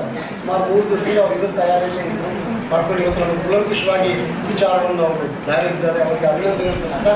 ನನ್ನ ಮಾತು ವಿರಾಮ ನೀಡಿ ನಮಸ್ಕಾರ. As we conclude this first technical session, it's my pleasure and privilege express my vote of thanks to Dr. B. Jaisimha sir for his valuable time. Thank you, sir. And I also express my heartfelt gratitude to Dr. B.G. Patil sir for sharing his immense knowledge on the topic of Krishna water dispute, socio-political issues. Thank you, sir. Mysore in 1983.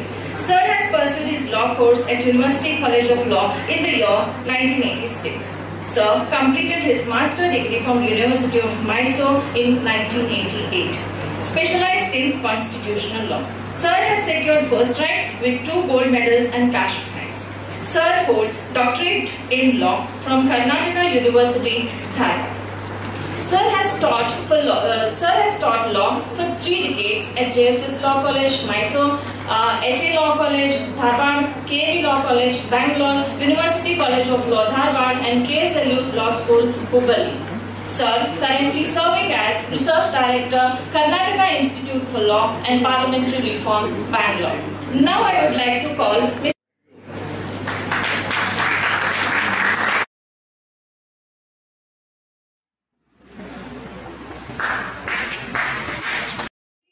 LLB at Law College, Kolhapur in the year 1980. Sir is practicing on civil and criminal side in the court. Sir has also served as visiting faculty in KLE Society's Law College, Chikkodi.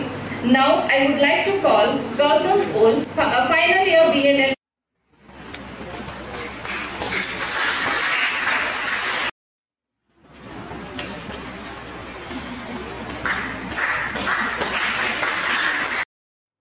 The Criminal Justice Reforms Committee report, at the beginning there is a wonderful statement. Andre Gide is a French philosopher, and the statement of Andre Gide is printed in the first page. You have to speak again because nobody listens.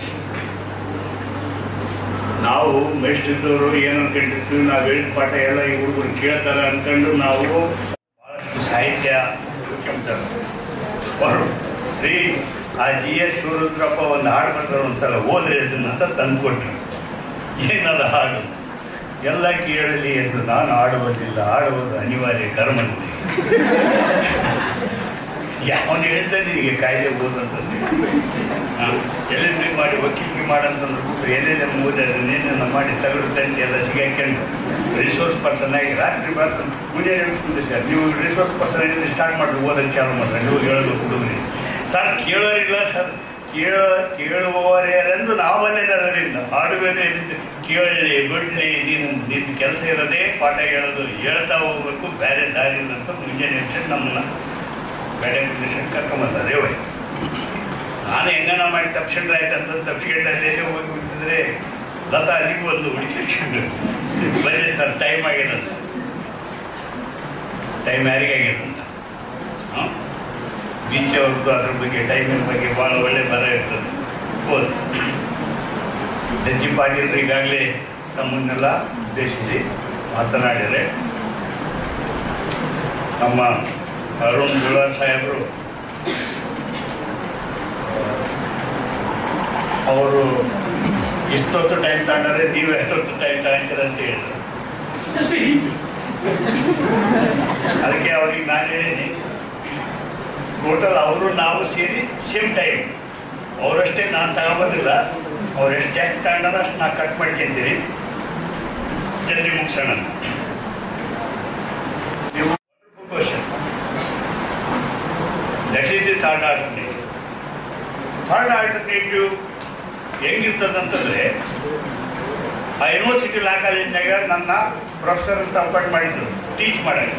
Best, ನನ್ನ ಕೆಲಸ best. ನನಗೆ ಆ ಪಾಠ ಮಾಡಬೇಕು, ನನಗೆ salary ಕೊಡ್ತಾರೆ, ಇಷ್ಟು ಗಂಟೆಗೆ ಬರಬೇಕು, ಇಷ್ಟು ಗಂಟೆಗೆ ಹೋಗ್ಬೇಕು, ವರ್ಷಕ್ಕೆ 3 ತಿಂಗಳು ರಜಾ, 3 ತಿಂಗಳು ಗಾದಿ ಅರೆಗೆ ನಿದ್ದೆ ಮಾಡೋದು, ನೌಕರಿ. ಇವರು ಸ್ಟೂಡೆಂಟ್ ಫೀಸ್ ಕಟ್ಟಿದ್ರು, ಬಂದರು, ಇಷ್ಟು ಟೈಮ್ ಟೇಬಲ್, ಇಷ್ಟು ಕ್ಲಾಸ್ ಅಟೆಂಡ್ ಆಗು, ಇಷ್ಟು ಪರ್ಸೆಂಟ್ ಅಟೆಂಡೆನ್ಸ್ ಹೋಗು, ಎಕ್ಸಾಮ್ ಬರೀ ಪಾಸ್ ಆಗಿ. ನನ್ನ ಕೆಲಸ ನಾನು ಮಾಡ್ತೀನಿ, ಆಕಿನ ಕೆಲಸ ಆಕಿ ಮಾಡ್ತಾಳ, ಎಲ್ಲೆಲ್ಲಿ ಮುಗಿತದೆ. ಒಂದು ಕ್ವಾಲಿಟಿ. ಇನ್ನೊಂದು ಕ್ವಾಲಿಟಿ ಏನಾಗ್ತದಂತಂದರೆ, ನೋಡೋ ನಾನಿಷ್ಟು ಪಾಠ ಹೇಳಬಲ್ಲೆ, ನೀನಿಷ್ಟು ಸ್ವಂತ ಅಭ್ಯಾಸ ಮಾಡ್ಕೊಳ್ಬೇಕು, ಇಬ್ಬರು ಸೇರಿ ಪ್ರಯತ್ನ ಮಾಡೋಣ. ಟೀಚರ್ಗೂ ಸ್ಟೂಡೆಂಟ್ಗೂ ಒಂದು ಜುಗಲ್ಬಂದಿ. ನಿನಗೇನೇನು ಅರ್ಥ ಆಗೋದಿಲ್ಲ ಕನ್ನಡದಾಗ ಯಾವುದು synergy. There should be a synergetic approach in veritable situations.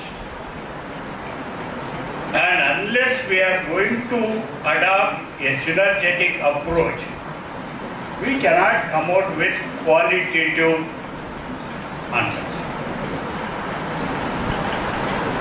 ಅವರು ರೇವಯ್ಯ ಅವರು ಹೋಗಿ ನಂಬರ್ ಎದಾಗ ಬಂದರು, ನಾನು ಬಿದಾಗ ಬಂದೆ. ಬಿ ಅಂದರೆ ಕೆಳ ನೆಕ್ಸ್ಟ್ ಕ್ಲಾಸ್, ಎ ಅಂದರೆ ಮ್ಯಾಡಲ್ ಕ್ಲಾಸ್. ಅವರು ಕಲ್ಕಸಿಗೆ ನನಗೆ ಹೇಳಿದ್ರು, ಸರ್ ಎದಾಗ ಕಂಫರ್ಟ್ ಜಾಸ್ತಿ ಇರ್ತದೆ, ನೀವು ಎದಾಗ ಹೋಗೋದಿದ್ರು ಹೋಗಿ, ನಾನು ಬಿದಾಗ ನಿಮ್ಮ ಸೀಟ್ನಾಗ ನಾನು ಬರ್ತೀನಿ. ಇಲ್ಲ ಸರ್, ನೀವೇ ಎದಾಗ ಹೋಗ್ರಿ, ನಾನು ಬಿದಾಗ ಬರ್ತೀನಿ. ಈ ಏದಾಗ ಬೀದಾಗ ಅವ್ರಿಗೆ ವ್ಯತ್ಯಾಸ ಏನಿರ್ತದೆ? ಏದಾಗ ಅವ್ರ ಮಂದಿ ಒಬ್ಬನೊಬ್ಬನ ನೋಡೋದಲ್ಲ, ಮಾತಾಡ್ಸೋದು, ಮೂತಿ ಗಂಟೆ ಕೈ ಕೂತಿರ್ತಾರೆ ಮಕ್ಕಳು. ಅವ್ನು ಕಾಲನ ಕಾಲಕ್ಕೆ ನೀವು ಕೂತಿರ್ತಾನ, ಇವನು ಎದ್ದು ಹಿಂಗೆ ಹೋಗ್ಬೇಕಂತಂದ್ರೆ ಅವ್ರಿಗೆ ಎಕ್ಸ್ಕ್ಯೂಸ್ ಮೀ ನೋಡ್ತಾನ. Dispute will come at the end of litigations. Dispute will come at the end of litigation, but I am putting you, the very indifference, very any kind of impatient, I can put it in very simple language. There was a big film in Hindi, Sholay. That Sholay will remain forever. And for that purpose, what is the remedy? Early in the morning, C.S. Patil has been referred for alternative dispute, and it has been advised to read that book. One of our judge, he has noted that we are going to borrow that book. It will be contributed to read for that. This is one thing. Now, since morning, you have been just pleased to have all kind of elaborations. Moreover, good lectures from this professor. I am part of you. I am a practicing lawyer. You are a student. Tomorrow you are... So this is what I can say. Advocate has got more valuable services in such kind of a dispute. But to get the dispute to be resolved, as it has been told, hard work is must, devotion is required, reading is required, and last but your communication language must be very profound. Unless you are inputting a good English, in coming communication, it's this side and that side, but no one is coming up to touch those problems, those topics, those subjects, which is very challenging for Chikodi, more especially law college. I would like to thank Professor Dr. C.S. Patil sir, who has been very kind to accept our invitation and give the insightful lecture. Thank you once again, sir. And now, Shri Arun Bonad sir, thank you for the presidential remark. Thank you once again. Next presenter. And the criteria, I think the judges are having the criteria for judgments. So let me just start the session with welcoming the judges. Professor Dr. C.S. Patil sir, I would like to welcome you to this particular session to judge the paper presenters. Maharashtra for the transfer of Marathi speaking areas in Karnataka to Maharashtra. Let's know what is the history of the Belgavi. The present city was built in 12th century by the Ratta dynasty, which was based at nearby Saundarghi. The fort of Belgavi was built in 1204 by a Ratta officer named Bichiraja. Belgavi served as the capital of that dynasty between 1210 and 1250 before Rattas were defeated by the Yadava dynasty of Devgiri. When India became 1760, ancient name of the Belgavi was Venograma, which means village of bamboos. And until 1961, Belgavi was a part of Bombay state, with creation of states based on the line. While successive governments in Maharashtra maintained that the commission had not adequately addressed its concerns, Karnataka saw the commission ruling in its favor. Several attempts were subsequently made to resolve the go-but in vain. In 2004, the Maharashtra government filed a petition in Supreme Court staking claim over Marathi-speaking villages in Karnataka, which contested the claim, exploiting public sentiments. Then Karnataka changed the name of Belgaum to Belgavi and made it the second capital of the state. More about the Maharashtra-Karnataka border dispute is beginning in reorganization of state. The Maharashtra and Karnataka boundary dispute has its origin in the reorganization of states at 1956 along with linguistic. Kannada ಮರೆತೋಗಿ ಬೇರೆ ಭಾಷೆ ಹೆಚ್ಚಾಗಿ ಹಾಳಾಗಿ ಹೋಗ್ಯಾದ್ರಿ ಗಡಿನಾಡ ಅಂತ ಹೇಳ್ತಾರೆ. ಯಾಕಂದ್ರೆ ಈ ದೇಶದ ಅಭಿವೃದ್ಧಿಗೆ ಒಕ್ಕೂಟಕ್ಕ ಈ ಏನ್ ಗಡಿ ಸಮಸ್ಯೆ ಅನ್ನೋದ ಒಂದು ಬಹಳ ಮಾರಕ ಆಗಿತ್ತು ಅನ್ನೋ ಉದ್ದೇಶಕ್ಕೋಸ್ಕರ ಮಹಾರಾಷ್ಟ್ರದವ್ರು ಏನ್ ಮಾಡ್ತಾರೋ ಈ ಕೆಲವೊಂದು ಮಹಾರಾಷ್ಟ್ರ ಮತ್ತು ಕರ್ನಾಟಕದ ಏನ್ ಡಿಸ್ಪ್ಯೂಟ್ ಇರ್ತೈತಿ ಅಂದ್ರೆ ಇವ್ರು ಕೆಲವೊಂದು ಪ್ರದೇಶಗಳು ಮಹಾರಾಷ್ಟ್ರದವ್ರು ಕರ್ನಾಟಕದ ನಮಗ್ ಬೇಕು, ಆಮೇಲೆ ಮಹಾರಾಷ್ಟ್ರದವ್ರು ಕರ್ನಾಟಕದ ನಮಗ್ ಬೇಕು, ಕರ್ನಾಟಕದ ಕೆಲವು ಹಳ್ಳಿಗಳು ನಮಗ್ ಬೇಕಂತ ಹೇಳಿ ಗಡಿ ವಿವಾದ ಇಲ್ಲೇ ಸೃಷ್ಟಿ ಆಗ್ತೈತಿ. ಅದಕ್ಕ ಈ ಗಡಿ ವಿವಾದವನ್ನು ತಡೆಗಟ್ಟಕ್ಕ ಮಹಾಜನ್ ಸಮಿತಿ ಅನ್ನೋದೊಂದು ರಚನೆ ಮಾಡ್ತಾರೆ. ಈ ಮಹಾಜನ್ ಸಮಿತಿ ಹುಟ್ಕೊಳಕ್ ಮೇನ್ ಕಾರಣ ಅಂತಂದ್ರ ಮಹಾರಾಷ್ಟ್ರದವ್ರು. ಯಾಕಂದ್ರೆ ವ್ಯಾಜ್ಯಗಳನ್ನು ಇತ್ಯರ್ಥ ಮಾಡಲು ಸಮಿತಿಗಳನ್ನು ರಚಿಸುವಂತೆ ಅವರು ಯಾರು ಬರ್ತಾರಂದ್ರ ಸೇನಾಪತಿ ಬಾಪಟ್ ಅನ್ನೋರು ಉಪವಾಸ ಸತ್ಯಾಗ್ರಹ ಮಾಡ್ತಾರೆ. ಜಬ್ ತಕ್ ಬೆಳಗಾಂ ನೈ ಮಿಲೆಗ ತಬ್ ತಕ್ ಮುಂಬೈ ಜಲೆಗ ಅಂತೇಳಿ ಅಲ್ಲಿ ತಕ ಅವ್ರು ನಮ್ಗೆ ಬೆಳಗಾಂ ಬೇಕೇ ಬೇಕು, ನಾವು ಅದನ್ನ ಬಿಡೋದಿಲ್ಲ ಅಂತೇಳಿ ಇದ್ ಮಾಡಿದಾಗ ಅವ್ರು ಮಹಾಜನ್ ಸಮಿತಿಯನ್ನ ತಯಾರು ಮಾಡಿ ಅಂತೇಳಿ ಅವರ ಮಾಡಿದಾಗ ಮನವಿ ಸಲ್ಲಿಸ್ತಾರ. 1967ರಲ್ಲಿ ಕೇಂದ್ರಕ್ಕೆ ವರದಿ ಸಲ್ಲಿಸ್ತಾರೋ. ಆ ವರದಿ ಪ್ರಕಾರ ಮಹಾಜನ್ ಕಮಿಟಿ ತಯಾರು ಮಾಡ್ತಾರೋ. ಆ ಮಹಾಜನ್ ಕಮಿಟಿ ಏನ್ ಮಾಡ್ತಾರ ಅಂದ್ರೆ ಬೆಳಗಾವಿ ಗಡಿ ಭಾಗದಲ್ಲಿ ಬಂದು ಎಲ್ಲ ಸುತ್ತಮುತ್ತ ಹಳ್ಳಿಗಳಿಗೆ ಬಂದು ಎಷ್ಟಂದ್ರ 2240 ಮನವಿಗಳನ್ನ ಸ್ವೀಕರಿಸಿ ಅಲ್ಲೇನ್ ಸುತ್ತಮುತ್ತ ಜನ ಇರ್ತಾರಲ್ಲ ಅವ್ರೆಲ್ಲ ಜನದ ಏನ್ ಅಭಿಪ್ರಾಯ ತಗೊಂಡು ಬೆಳಗಾವಿ ಕರ್ನಾಟಕಕ್ಕೆ ಸೇರ್ಬೇಕಂತೇಳಿ ಅವರು ಆದೇಶ ಮಾಡ್ತಾರೆ. ಆ ಆದೇಶ ಮಾಡಿದ ಈ ಮಹಾರಾಷ್ಟ್ರದವ್ರ ಆಗಿರ್ತಾರೆ. ಕಾರಣ ಮಹಾಜನ್ ಕಮಿಟಿ ತಯಾರು ಮಾಡ ಬೆಳಗಾವಿ ಅಂತಂದ್ರೆ ನೀ ಗಪ್ಕೊಂಡ ಬೆಳಗಾವಿ ಅಲ್ಲ ಬೆಳಗಾವಿ ಅಂತಿತ್ತು. ಬೆಳಗಾವಿ ಹೆಸರು ಬರಕ ಕಾರಣ ಏನಂದ್ರೆ ಬೆಳಗ್ಗೆ ಪ್ಲಸ್ ಆವಿ ಬೆಳಗಾವಿ ಅಂತ ಹೇಳ್ತಾರೆ. ಆ ಬೆಳಗಾವಿಯಲ್ಲಿ ಬೀಳೋ ಮುಂಜಾನೆ ಮಂಜಿಗೆ ಈ ಬೆಳಗ್ಗೆ ಪ್ಲಸ್ ಆವಿ ಬೆಳಗಾವಿ ಅಂತ ಹೇಳಿ ಬಂದೈತಿ ಅಂತ. ಇನ್ನೊಂದು ಅಂದ್ರ ನಮ್ ಯಾಕಂದ್ರೆ ಇನ್ನೊಬ್ರು ಈಗ ಬರಂಗಿಲ್ಲ. ಅದಕ್ಕೆ ಸರ್ಕಾರಕ್ಕೆ ನಾವ್ ಏನ್ ಮನವಿ ಮಾಡ್ಕೋಬೇಕಂದ್ರ ಇವೇನ್ ಗಡಿ ವಿವಾದ ಅದಾವು ಇದ್ರ ಬಗ್ಗೆ ಆಲೋಚನೆ ಮಾಡಿ ಸಂಧಾನ ಅಂತ ಬೆಳಿಗ್ಗೆ ಸರ್ ಹೇಳಿದ್ರು. ಏನಂದ್ರ ಕಾಂಪ್ರಮೈಸ್ ಇಸ್ ಬ್ಯಾಡ್ ಇನ್ ಲಾ ಅಂತ ಹೇಳಿ ಅದಕ್ಕೆ ಕಾಂಪ್ರಮೈಸ್ ಮಾಡೋ ಮಾತಾ ಇಲ್ಲ. ನಾಡ್ದು ನುಡಿ ಜಲಕ್ಕಾಗಿ ನಾವು ಯಾವಾಗೂ ಸಿದ್ಧಿರ್ಬೇಕು. ಇಷ್ಟು ಜನ ಜಡ್ಜಸ್ ಬಂದಿದ್ರು ಬೆಳಗಾವಿ ಮುಂಜಾನೆ ಯಾರು ಬೆಳಗಾವಿ ಅನ್ಲಿಲ್ಲ, ಎಲ್ಲರೂ ಬೆಳಗಾವಿ ಅಂದ್ರು. ಅದಕ್ಕೆ ಬೆಳಗಾವಿ ಅಂದದ್ದು ನಮ್ಮನ್ನ ನಡೀತಿ. ಬೆಳಗಾವಿ ಅನ್ನೋದು ಬಿಡು. State of Maharashtra, it flows through Karnataka, Andhra Pradesh, Telangana, and reaches to Bay of Bengal. Krishna River water is the main source of agriculture and irrigation. It runs through 4 states: as 306 kilometers in Maharashtra and 480 kilometers of Karnataka and the rest of the 1300 kilometers in Andhra Pradesh and Telangana. Between other states. Here, when the disputes arises, the central government receives a request under Section 3 of the Act from any of the basis states with existence of the tribunal.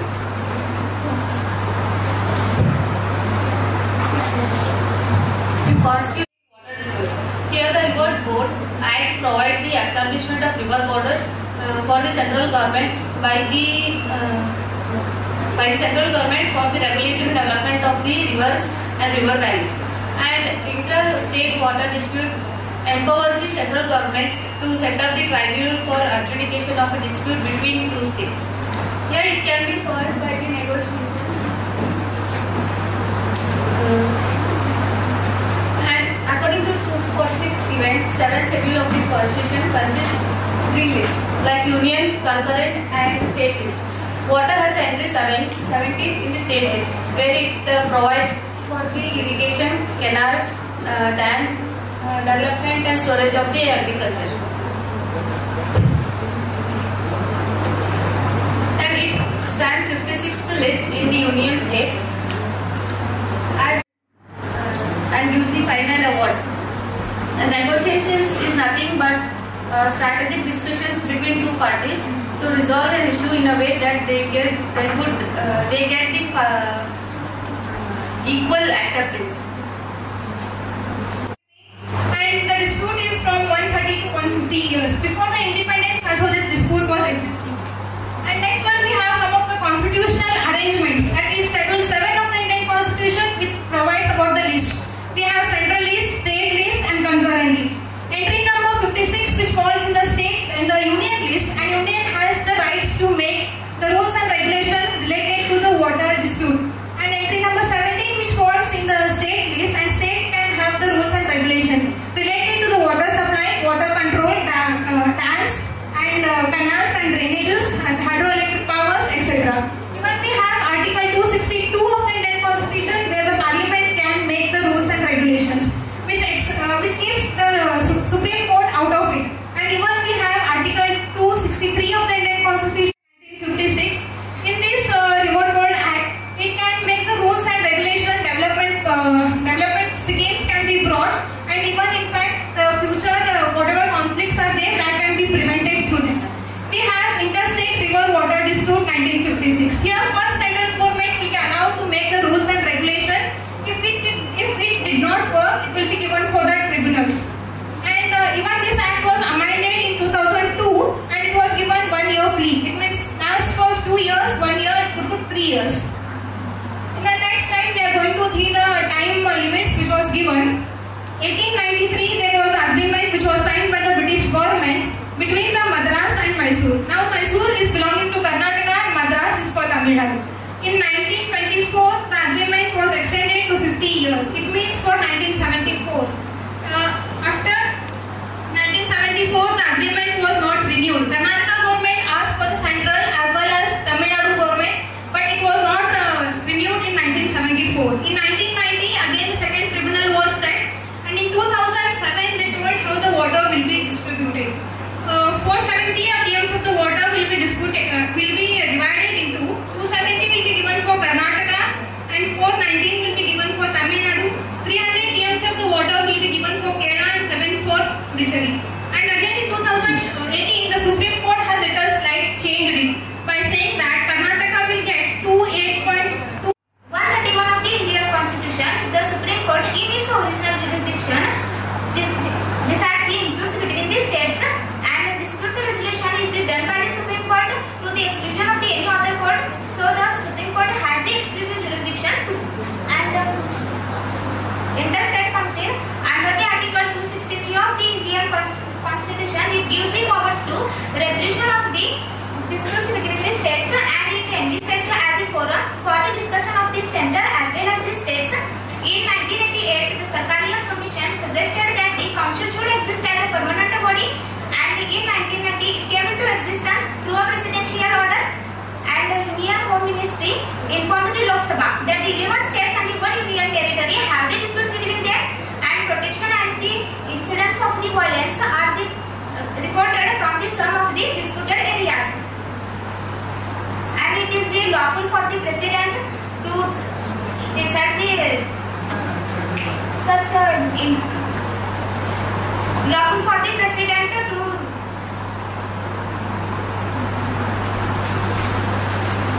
such disputes and define the nature of the duties to be performed by it. And in the reply to the Parliament in the 2015, the Centre said that the Commission recommended that Belgaum and 247 villages remain with the Karnataka. Maharashtra rejected the report and in 2004 moved to the Supreme Court. On May 1st, 1960, Maharashtra claimed that 865 villages are, including Belgavi, Karkar and Nipani, should be part of Maharashtra and not for Karnataka. Article 263 of the Constitution gives the powers to the President to set up an interstate council for a resolution of dispute between states. In 1988, the Sarkari Commission suggested that the council should exist as a permanent body, and in 1990 it came into existence through the presidential order. We must need to know about Mahajan Commission report. It was set up by the Union government on October 26, 1966 to solve the disputes. Mahajan Commission report summarized its recommendation thus: Belgaum to continue in Karnataka, around 246 villages including Jat, Akkalkot and Solapura to be part of Karnataka. Around 264 villages including Nandgarh, Nipani and Khanapura to be a part of Maharashtra. Kasargodu of Karnataka to be part of Karnataka. ಕರ್ನಾಟಕದಲ್ಲಿ 320 kilometre ಹರಿಯುತ್ತದೆ. ತಮಿಳುನಾಡಿನಲ್ಲಿ 416 kilometre ಹರಿಯುತ್ತದೆ ಮತ್ತು ಕರ್ನಾಟಕ ಹಾಗೂ ತಮಿಳುನಾಡು ಗಡಿ ಪ್ರದೇಶದಲ್ಲಿ 64 kilometre ಹರಿಯುತ್ತದೆ. ಕೇರಳ ಹಾಗೂ ಪುದುಚೇರಿ ಈ ನದಿಯ ಜಲಾಂಶ ಪ್ರದೇಶ ಹೊಂದಿದೆ. ಕೊಡಗು ಜಿಲ್ಲೆಯ ತಲಕಾವೇರಿಯಲ್ಲಿ ಹುಟ್ಟುವ ಕಾವೇರಿ ನದಿ ಮಾರ್ಗದ ಮಧ್ಯ ಹೇಮಾವತಿ, ಹರಂಗಿ, ಕಬ್ಬಿನಿ, ಶಿಷ್ಯ, ಲಕ್ಷ್ಮೀ ತೀರ್ಥ ಹೀಗೆ 10 ಉಪನದಿಗಳು, ಹಳ್ಳಕೊಳ್ಳಗಳು ಎಲ್ಲವನ್ನು ಸೇರಿಕೊಂಡು ತಮಿಳುನಾಡು ಕಡೆಗೆ ಓಡುವಾಗ ಭವಾನಿ, ನೋಯ್ರಾ ಒಂದಿಷ್ಟು ಸಣ್ಣ ನದಿಗಳು ಸೇರಿಕೊಳ್ಳುತ್ತವೆ. ಹರಿಯುತ್ತಾ ಹೋದಂತೆಲ್ಲ ವಿಸ್ತಾರವಾಗುತ್ತಾ ರುದ್ರಮಯಿ ಜಲಪಾತವನ್ನು ನಿರ್ಮಿಸುತ್ತಾ ಕೋಟ್ಯಾಂತರ ಜೀವರಾಶಿಗಳನ್ನು ಸಾಗಿ ಸೊಲಿಸುತ್ತಾ ಕಾವೇರಿ ಶತಮಾನಗಳಿಂದಲೂ ತಮಿಳುನಾಡು ಕರ್ನಾಟಕ ಭಾಷಿಗರ ನಡುವೆ ಒಂದು ಸಂಘರ್ಷವಾಗಿ ಉಳಿದಿದೆ. ಕರ್ನಾಟಕ ತಮಿಳುನಾಡು ಕಾವೇರಿ ವಿಚಾರವು 150 ವರ್ಷಗಳ ಇತಿಹಾಸ ಇದೆ. ಬ್ರಿಟಿಷರ ಆಳ್ವಿಕೆಯಿಂದ ಮದ್ರಾಸ್ ಪ್ರಾಂತ್ಯ ಮತ್ತು ಅಂದಿನ ಮೈಸೂರು ರಾಜ್ಯಗಳು ನಡುವೆ ನೀರಿನ ಹಂಚಿಕೆಗೆ ಸಂಬಂಧಿಸಿದಂತೆ ಒಂದು ಮೈಸೂರು ರಾಜ್ಯ ಬ್ರಿಟಿಷರ ಅಧೀನದಲ್ಲಿ ಇದ್ದರೂ ಕೂಡ ಮದ್ರಾಸ್ ನೇರವಾಗಿ ಬ್ರಿಟಿಷರ ಆಡಳಿತಕ್ಕೆ ಒಳಗಾಗಿತ್ತು. ಮೈಸೂರು ಅಂದಿನ ರಾಜ್ಯವಾಗಿದ್ದ. ಸೊ ಇವರ ನಡುವೆ ನೀರಿನ ಹಂಚಿಕೆ ಬಗ್ಗೆ 1892ರಲ್ಲಿ ಮೊದಲ ಬಾರಿಗೆ ಕಾವೇರಿ ವಿವಾದ ಆರಂಭವಾಯಿತು. ಆನಂತರ 1920ರಲ್ಲಿ ಇದು ಇನ್ನಷ್ಟು ಕಾವು ಪಡೆಯಿತು. ಎರಡು ಆಡಳಿತಗಳು ಕಾವೇರಿ ನದಿಯ ನೀರಿನ ಉಪಯೋಗಕ್ಕಾಗಿ ಅಣೆಕಟ್ಟನ್ನು ಆರಂಭಿಸಿದವು. ಕರ್ನಾಟಕದಲ್ಲಿ ಕಣ್ಮಣಿ ಅಣೆಕಟ್ಟು ನಿರ್ಮಾಣ ಮಾಡಿದರೆ ಅಡ್ಡ ತಮಿಳುನಾಡಿನಲ್ಲಿ ಮೇಟೂರು ಜಲಾಂಶದ ಕೆಲಸ ಆರಂಭಿಸಿದರು. ಇದರ ನಡುವೆ ಕಾವೇರಿ ನದಿ Tamil word. It is originated in Talkavari in the Brahmagiri hills of Western Ghat. See, this is the Western Ghat. It is going to the it is originated in the Kaveri river and it is flow to Karnataka and Tamil Nadu. And it is also going to the through the Pondicherry. It's through Pondicherry river. It is through Pondicherry river. It is through that. Next one is it flow to southern west direction through the states of Karnataka, Tamil Nadu, and it descends in eastern ghats of the Sindh Plate, all straight into Bay of Bengal. It means that it is a flow into Karnataka and Tamil Nadu, and it is a descent in Pondicherry. I will know that Pondicherry is a united territory. This is a party also included and is the particular disputes. This is a 3 party, and next party is a Kerala. Kerala is also included because Kerala somehow it is all tributaries which is connected with Karnataka and Tamil Nadu. Hence Kerala is also included this of the dispute. In this particular space, 4 parties. First one Kerala, Tamil Nadu, Karnataka and Pondicherry. Pondicherry it is the united territory. Next one it is the Interstate Dispute Act. Interstate Dispute Act which is following the dispute between water. This is given to the Article 262, which is defined as given to the Interstate Water Dispute Act, which is dissolve the dispute between the two states which is related to the water. Next is historical balance. As we know that every history becomes a story. Without history cannot make any story and cannot be published in particular story. Water in the first state. According to this normal year, it is for 740 TMC normal water is available in a particular year. That much water is stated in the first state. Tamil Nadu is 404.24 TMC, Karnataka 284 and 75 TMC, Kerala 30 TMC, and Pondicherry is 7 TMC. Again, the Supreme Court is notified that 2018 Supreme Court declared Kaveri Bengal, we have Bengal at Hamansala Devi and Andhra Pradesh, and the Krishna rivers flow through these states and arising due to the differing needs, historical disagreements and changes in the political and administrative landscape. The history of the case, the disputes for this is from the colonial times, and the states are sharing the waters, sharing the water resources based on the agreements.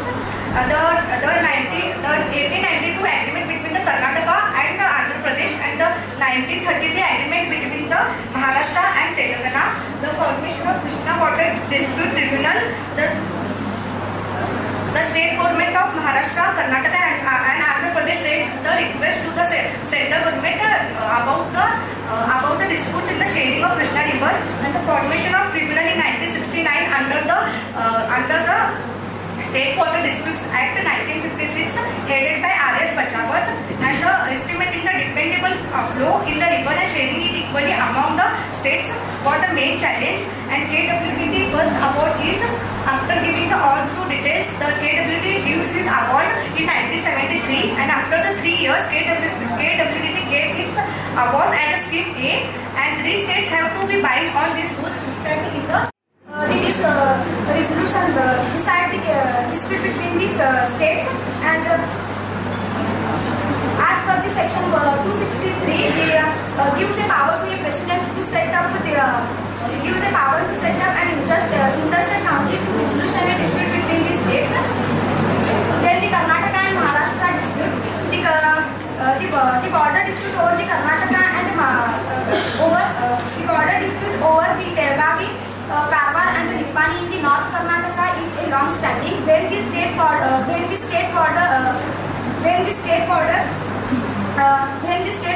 were withdrawn on a linguistic lines as per the State Reorganization Act 1956, the Belgavi became a part of a Mysore, and thus the Maharashtra claimed that part of a Belgavi.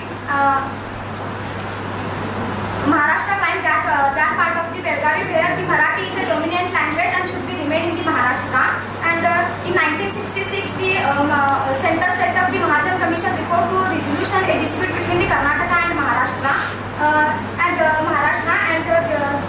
The commission recommended that the Belgavi and 247 villages remain with the Karnataka.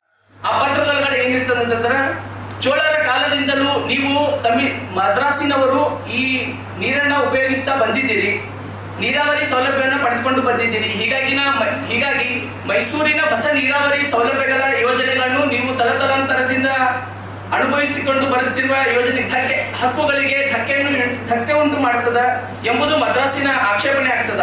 ನಾವು ಅವಾಗ sir K Seshadri ಅಯ್ಯರವರು ಹೇಳ್ತಾರ, ನಾವು ಯೋಜಿಸಿರುವ ಹೊಸ ನೀರಾವರಿ ಯೋಜನೆಗಳು ನಮ್ಮ ಮೈಸೂರು ನೆಲದ ಮೇಲೆ ಬೀಳುವ ಮಳೆ ನೀರನ್ನು ವ್ಯರ್ಥವಾಗದಂತೆ ಸಂಗ್ರಹಿಸಿಟ್ಟುಕೊಳ್ಳುವುದು ನಮ್ಮ ಉದ್ದೇಶ.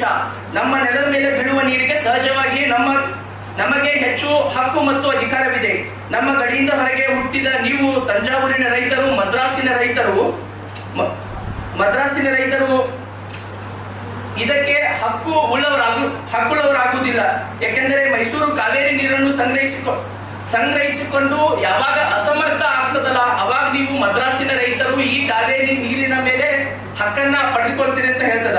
ಅವಾಗ ಸರ್ ಶೇಷಾದ್ರಿ ಅಯ್ಯರ್ ಅವರು ಹೇಳಿದ್ರು ಕೂಡ ಆ ಮಾತಿಗೆ ಬೆಲೆ ಇದ್ದಂಗೆ ಆಗ್ತದ. ಅವಾಗ ಮೈಸೂರಿನ ಮೇಲೆ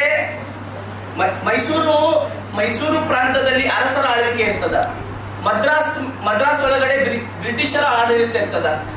ಮೈಸೂರಿನ ಅರಸರ ಆಡಳಿತ ಮೇಲೆ ಬ್ರಿಟಿಷರ ಆಡಳಿತದ ಹಸ್ತಕ್ಷೇಪ ಇರ್ತದ. ಅದಕ್ಕಾಗಿ ನಂತರ ಮೈಸೂರು ಪ್ರಾಂತ ಹಾಗೂ ಮದ್ರಾಸ್ ಪ್ರಾಂತದ ನಡುವೆ ಒಂದು ಒಪ್ಪಂದ ಆಗ್ತದ. ಆ ಒಪ್ಪಂದೊಳಗಡೆ 1892 ಮತ್ತು 33% ವಿಸ್ತೀರ್ಣದಲ್ಲಿ ವಿಸ್ತೀರ್ಣ ಹೊಂದಿದೆ ಅಂತ ಹೇಳಕ್ ಇಷ್ಟಪಡ್ತೀನಿ. ನಂತರ ಭಾರತದಲ್ಲಿ 4ನೇ ಅತಿ ದೊಡ್ಡ ನದಿಯಾಗಿದೆ. ನಂತರ ಉದ್ದದಲ್ಲಿ 3ನೇ ನದಿಯಾಗಿದೆ ಅಂತ ಹೇಳ್ಬೋದು. ಈ ಕೃಷ್ಣಾ ಜಲವಿವಾದ ಕಾಯ್ದೆ ಹುಟ್ಟಕ್ ಕಾರಣ ಏನಪ್ಪಾ ಅಂದ್ರ ಶ್ರೀಶೈಲಂನಲ್ಲಿ ಆಂಧ್ರ ಪ್ರದೇಶವು ಶ್ರೀಶೈಲಂ ನಗರದಲ್ಲಿ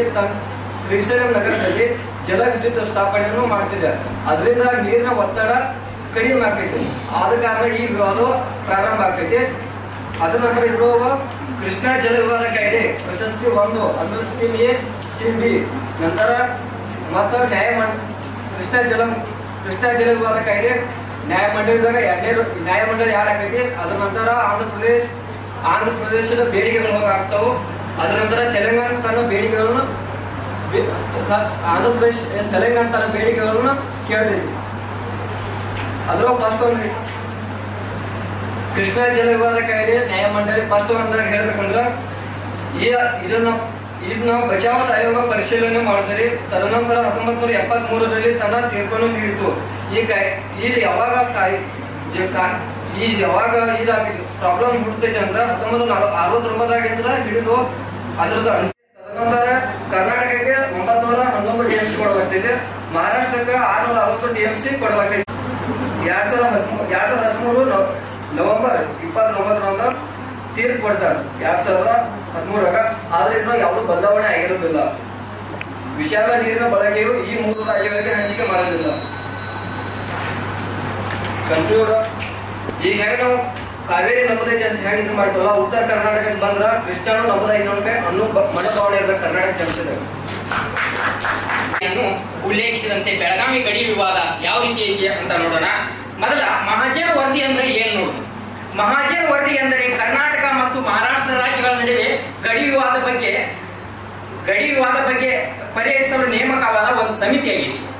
ಯಾರು ಇದು ಮಹಾಜನ್ ಅಂದ್ರೆ ಮೆಹರ್ ಚಂದ್ ಮಹಾಜನ್ ಸರ್ವೋಚ್ಚ ನ್ಯಾಯಾಲಯದ ನಿವೃತ್ತ ಮುಖ್ಯ ನ್ಯಾಯಮೂರ್ತಿಗಳು. ಮೂಲತಃ ಇವರು ಪಂಜಾಬ್ನವರಾಗಿದ್ದಾರೆ. ನ್ಯಾಯಾಧೀಶ ಮೆಹರ್ ಚಂದ್ ಮಹಾಜನ್ ಅವರು ಕರ್ನಾಟಕ ಮಹಾರಾಷ್ಟ್ರ ಗಡಿ ವಿವಾದಕ್ಕೆ ಸಂಬಂಧಿಸಿದಂತೆ 1966ರಲ್ಲಿ ನೀಡಿದ ವರದಿಯನ್ನು ಯಥಾವತ್ತಾಗಿ ಜಾರಿಗೆ ತರಲಿ ಎಂದು ಕರ್ನಾಟಕ ಪದೇ ಒತ್ತಾಯಿಸುತ್ತಿದೆ. ಆದರೆ ಈ ವರದಿಯು ಜಾರಿಯಾದರೆ ಹೆಚ್ಚಿನ ಲಾಭ ಕರ್ನಾಟಕಕ್ಕೆ ಅಥವಾ ಮಹಾರಾಷ್ಟ್ರಕ್ಕೆ ಎಂಬ ಪ್ರಶ್ನೆ ಆಗ್ತದೆ. ಮಹಾಜನ್ ಆಯೋಗವು ನೇಮಕವಾದದ್ದು ಮಹಾರಾಷ್ಟ್ರದ ಒತ್ತಡದ ಕಾರಣಕ್ಕಾಗಿ. ಆದರೆ ವರದಿ ಸಲ್ಲಿಕೆ ಆದ ಬಳಿಕ ಮಹಾರಾಷ್ಟ್ರ ಇದನ್ನು ವಿರೋಧಿಸಿದರೆ ಕರ್ನಾಟಕ ಸ್ವಾಗತಿಸುತ್ತದೆ. ಕರ್ನಾಟಕ ವಿಧಾನಮಂಡಲದ ಉಭಯ ಸದನಗಳು ಹಲವು ಬಾರಿ ನಿರ್ಣಯದ ಮೂಲಕ ಮಹಾಜನ್ ಆಯೋಗದ ವರದಿಯನ್ನು ಒತ್ತಾಯಿಸಿವೆ. ಕರ್ನಾಟಕ ಸರ್ಕಾರ ನಿಯೋಗ ಹಲವು ಬಾರಿ ಕೇಂದ್ರಕ್ಕೆ ತೆರಳಿ ಆಗ್ರಹಿಸಿ ತನಗೂ ನಷ್ಟವಾಗುವುದಾದರೂ ಸಂವಿಧಾನಿಕವಾಗಿ ರಚನೆಯಾದ ಆಯೋಗವೆಂದು ನೀಡಿರುವ ವರದಿಯನ್ನು ಕರ್ನಾಟಕ ಗೌರವಿಸುತ್ತದೆ, ಒಪ್ಪಿಕೊಂಡಿದೆ. ಆದರೆ ಬೆಳಗಾವಿ ನಗರ ತಕ್ಕುವುದಿಲ್ಲ ಎಂಬ ಒಂದೇ ಒಂದು ಕಾರಣಕ್ಕಾಗಿ ತಾಲೂಕಿನ 9 ಹಳ್ಳಿಗಳು ಮಹಾಜನ್ ಆಯೋಗ ಕರ್ನಾಟಕಕ್ಕೆ ಸೇರಿಸಬೇಕೆಂದು ಮಹಾರಾಷ್ಟ್ರದ ಪ್ರದೇಶಗಳು ಯಾವ್ಯಾವ ಅಂದ್ರ ದಕ್ಷಿಣ ಸೊಲ್ಲಾಪುರದ 65 ಹಳ್ಳಿಗಳು, ಅಕ್ಕಲಕೋಟ ಪೂರ್ಣ ತಾಲೂಕು ಜತ್ 44 ಹಳ್ಳಿಗಳು, ಗಡ್ ಇಂಗ್ಲಿಶಿನ 15 ಹಳ್ಳಿಗಳು. ಮಹಾರಾಷ್ಟ್ರ ಕೇಳುತ್ತಿರುವ 814 ಪ್ರದೇಶಗಳು ಯಾವ ನೋಡುತ್ತಾದ್ರೆ ಬೆಳಗಾವಿ ಜಿಲ್ಲೆ. ನಮ್ಮ ಪ್ರದೇಶವನ್ನು ಬಿಟ್ಟು ಕೊಡಬಾರ್ದ. ನಮ್ಮ ಸರ್ಕಾರಗಳು ಇದೇ ರೀತಿ ಮಾಡಿದವ, ಯಾವುದೇ ರೀತಿ ಬಿಟ್ಟು ಕೊಡೋದಿಲ್ಲ ಎಂದು ಒಪ್ತವ. ಯಥಾಸ್ಥಿತಿಯಾಗಿ ನಾವು ಸಂವಿಧಾನಕ್ಕೆ ಬದ್ಧವಾಗಿ ಮಹಾಜನ ಆಯೋಗವನ್ನು ಒಪ್ಪುತ್ತದೆ ನಮ್ಮ ಸರ್ಕಾರ ಹೇಳಿಕೊಂಡದ. How the dispute started? It started when India was known as the British India and Madras and Mysore were the parts of the British India. So this Mysore had plans to improve the irrigation projects and therefore needed a lots of water for it. But Madras had opposed it and therefore this went to the British government and they held a conference in 1890 to solve this matter. An idea behind it was to allow the Mysore with the irrigational projects and to give the practical security to the Madras. Therefore, the agreement of 1982 was signed based on this conference. But the things got heated up in 1910, where again Mysore came with the plans for the construction of the dam over the Kaveri River. Again, it was denied by the Madras President construct the dams for the water storage. Again, the agreement of 1924 was signed, in which they allowed the Mysore to construct the Krishna Rajasagara Dam. And after the independence, again the problem got bigger, because after the reorganization, two more states included in the disputes. Those are Kerala and Puducherry. When they started to claim the water, the Tamil Nadu went to approach Supreme Court to set the tribunal to look after this problem. And therefore, in 1990, the tribunal was set, that is Kaveri Water Dispute Tribunal, which gave its verdict in 2007. It said that water will be distributed in certain ratios among the four states. This later went to the Supreme Court, where it made few changes and it was made applicable to all. But still, the states were not satisfied, and even though after the river disputes, for example, World Bank as a mediator in Indus Water Treaty between India and Pakistan was successful. Therefore, it can be by the mediation as also. Thank you. Rightly stated by Benjamin Franklin. Respected dignitaries of the dais, all the teachers, and my dear friends, I am Ms. Akanksha Bordali from 3rd year BLLB of KV Society's Law College, Chikkodi. It is my great privilege to stand in front of you and present a paper on the topic interstate dispute, water and territorial boundaries, with the specific reference of Krishna River water dispute in India. Now, we will exclusively talk about how this question has there in news. So, recently Andhra Pradesh has went to the Supreme Court over the unjust use of Krishna River water and the upper riparian state of the Telangana, and which is the contravention or against the River Management Board. And furthermore, Telangana has agreed to withdraw its bid, and Supreme Court has seen the formation to the new tribunal and the new formation of water. And one more thing, that is recently the two judges of the Supreme Court, the Honorable Judges T.Y. Chandrachud and Justice A.S. Bopanna, they have reduced to controversial issues has to be arising surrounding the Krishna River water. The Krishna water has the dispute. It can be solved, or it can be made a balance only there is having the permanent tribunal over the establishment of the with the appellant jurisdiction Supreme Court, and with over establishment of the tribunal's decision. Thank you, sir. ಆವಾಗ ಮಹಾರಾಷ್ಟ್ರವು ಬೆಳಗಾವಿಯು ನಮ್ಮ ಕಡೆ ಬೇಕಂತ ಹೇಳಿ argument start ಮಾಡ್ತದೆ. ಆಮೇಲೆ ಇವರು ಮಹಾರಾಷ್ಟ್ರದ ಒತ್ತಡಕ್ಕಾಗಿ 1960ರಲ್ಲಿ 4 ಜನರ ಆಯೋಗವನ್ನು ತರ್ತಾರೆ. ಆಮೇಲೆ ಅವಾಗ ಸರ್ವೋಚ್ಚ ನ್ಯಾಯಾಲಯಕ್ಕೆ ಈ ಕೇಸ್ ಹೋಗ್ತದೆ. ಆವಾಗ ಮುಖ್ಯ ನ್ಯಾಯಾಧೀಶರು ಮೆಹರ್ಚಂದ್ ಮಹಾಜನ್ ಅವರು ಇರ್ತಾರೆ. ಸೊ ಅವರು ಮಹಾಜನ್ ಅವರು ಹಲವಾರು ಪಂಡಿತರೊಂದಿಗೆ ಸೇರಿ ಈ ಆಯೋಗಕ್ಕೆ ಒಂದು ಲಾಸ್ಟ್ ನಿರ್ಣಯವನ್ನು ಕೊಡ್ತಾರೆ. ಅವಾಗ 2577 ಮನವಿ ಪತ್ರಗಳನ್ನು ತೆಗೆದುಕೊಳ್ತಾರೆ. ಅದರಲ್ಲಿ 767 ಹಳ್ಳಿಗಳನ್ನು ಮಹಾರಾಷ್ಟ್ರಕ್ಕೆ, ನಿಪಾನಿ, ಕಾಗವಾಡ ಎಕ್ಸೆಟ್ರಾ. ಆಮೇಲೆ 757 ಹಳ್ಳಿಗಳನ್ನು ಕರ್ನಾಟಕಕ್ಕೆ ಕೊಡ್ತಾರೆ. ಆಮೇಲೆ ಅದರಲ್ಲಿ ಮಹಾರಾಷ್ಟ್ರ ಕೊಟ್ಟಿರುವಂತಹ ಹಳ್ಳಿಗಳಲ್ಲಿ ಹೆಚ್ಚಿನ ಪ್ರಮಾಣದಲ್ಲಿ ಕನ್ನಡಿಗರು ಇರೋದ್ರಿಂದ ಮಹಾರಾಷ್ಟ್ರ ಇದನ್ನು ಒಪ್ಪಂಗಿಲ್ಲ, ಮತ್ತೆ ರಿಟರ್ನ್ ಅವರಿಗೆ ಕರ್ನಾಟಕಕ್ಕೆ ಕೊಡ್ತೈತಿ. ಆಮೇಲೆ ಅಲ್ಲಿಂದ 2004 ಮತ್ತೆ ಸುಪ್ರೀಂ ಕೋರ್ಟ್ ಗಿಂತ ಮನವಿಯನ್ನು ಸಲ್ಲಿಸ್ತೈತಿ, ನಮ್ಗ ಬೆಳಗಾವಿ ಬೇಕಂತ. ಅವಾಗಿಂದ ಸ್ಟಿಲ್ ಈಗಿನ ಮಟ್ಟ ಆ ಕೇಸ್ ಪೆಂಡಿಂಗ್ ಐತಿ. ನೀವೆಲ್ಲ ಗಡಿ ವಿವಾದ, ಜಲ ವಿವಾದ ಅಂತ ಕೇಸ್ ಹಾಕತ್ತೀರಿ, ಕರೆಕ್ಟ್ ಐತಿ. ಬಟ್ ಇದರಿಂದ ಆಗ್ತಕ್ಕಂಥ ಸಮಸ್ಯೆಯನ್ನು ಯಾರು ನೋಡಾಕತ್ತಿಲ್ಲ. ಇದರಿಂದ ಹಲವಾರು ಸಮಸ್ಯೆಯನ್ನು ನಾವು ಎದುರಿಸಬೇಕಾಗ್ತೈತಿ. ಅದರಲ್ಲಿ ನಾವು ನೋಡ್ಬೇಕಂದ್ರೆ ಆರ್ಥಿಕವಾಗಿ ಆಗಿರ್ಬೋದು, ಸಾಮಾಜಿಕವಾಗಿ ಆಗಿರ್ಬೋದು, ಶೈಕ್ಷಣಿಕವಾಗಿ ಆಗಿರಬಹುದು, ಹಲವಾರು ಸಮಸ್ಯೆಗಳನ್ನು ಎದುರಿಸ್ತಾ ಇದ್ದೇವೆ.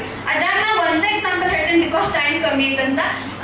ಆರ್ಥಿಕವಾಗಿ ನೋಡೋದಂದ್ರ ನಾವು ನಮ್ಮ ಫೀಲ್ಡ್ ಇಂದ ನೋಡೋದು, ಯಾರಿಗೂ ಕಂಪೇರ್ ಮಾಡೋದು ಬೇಡ.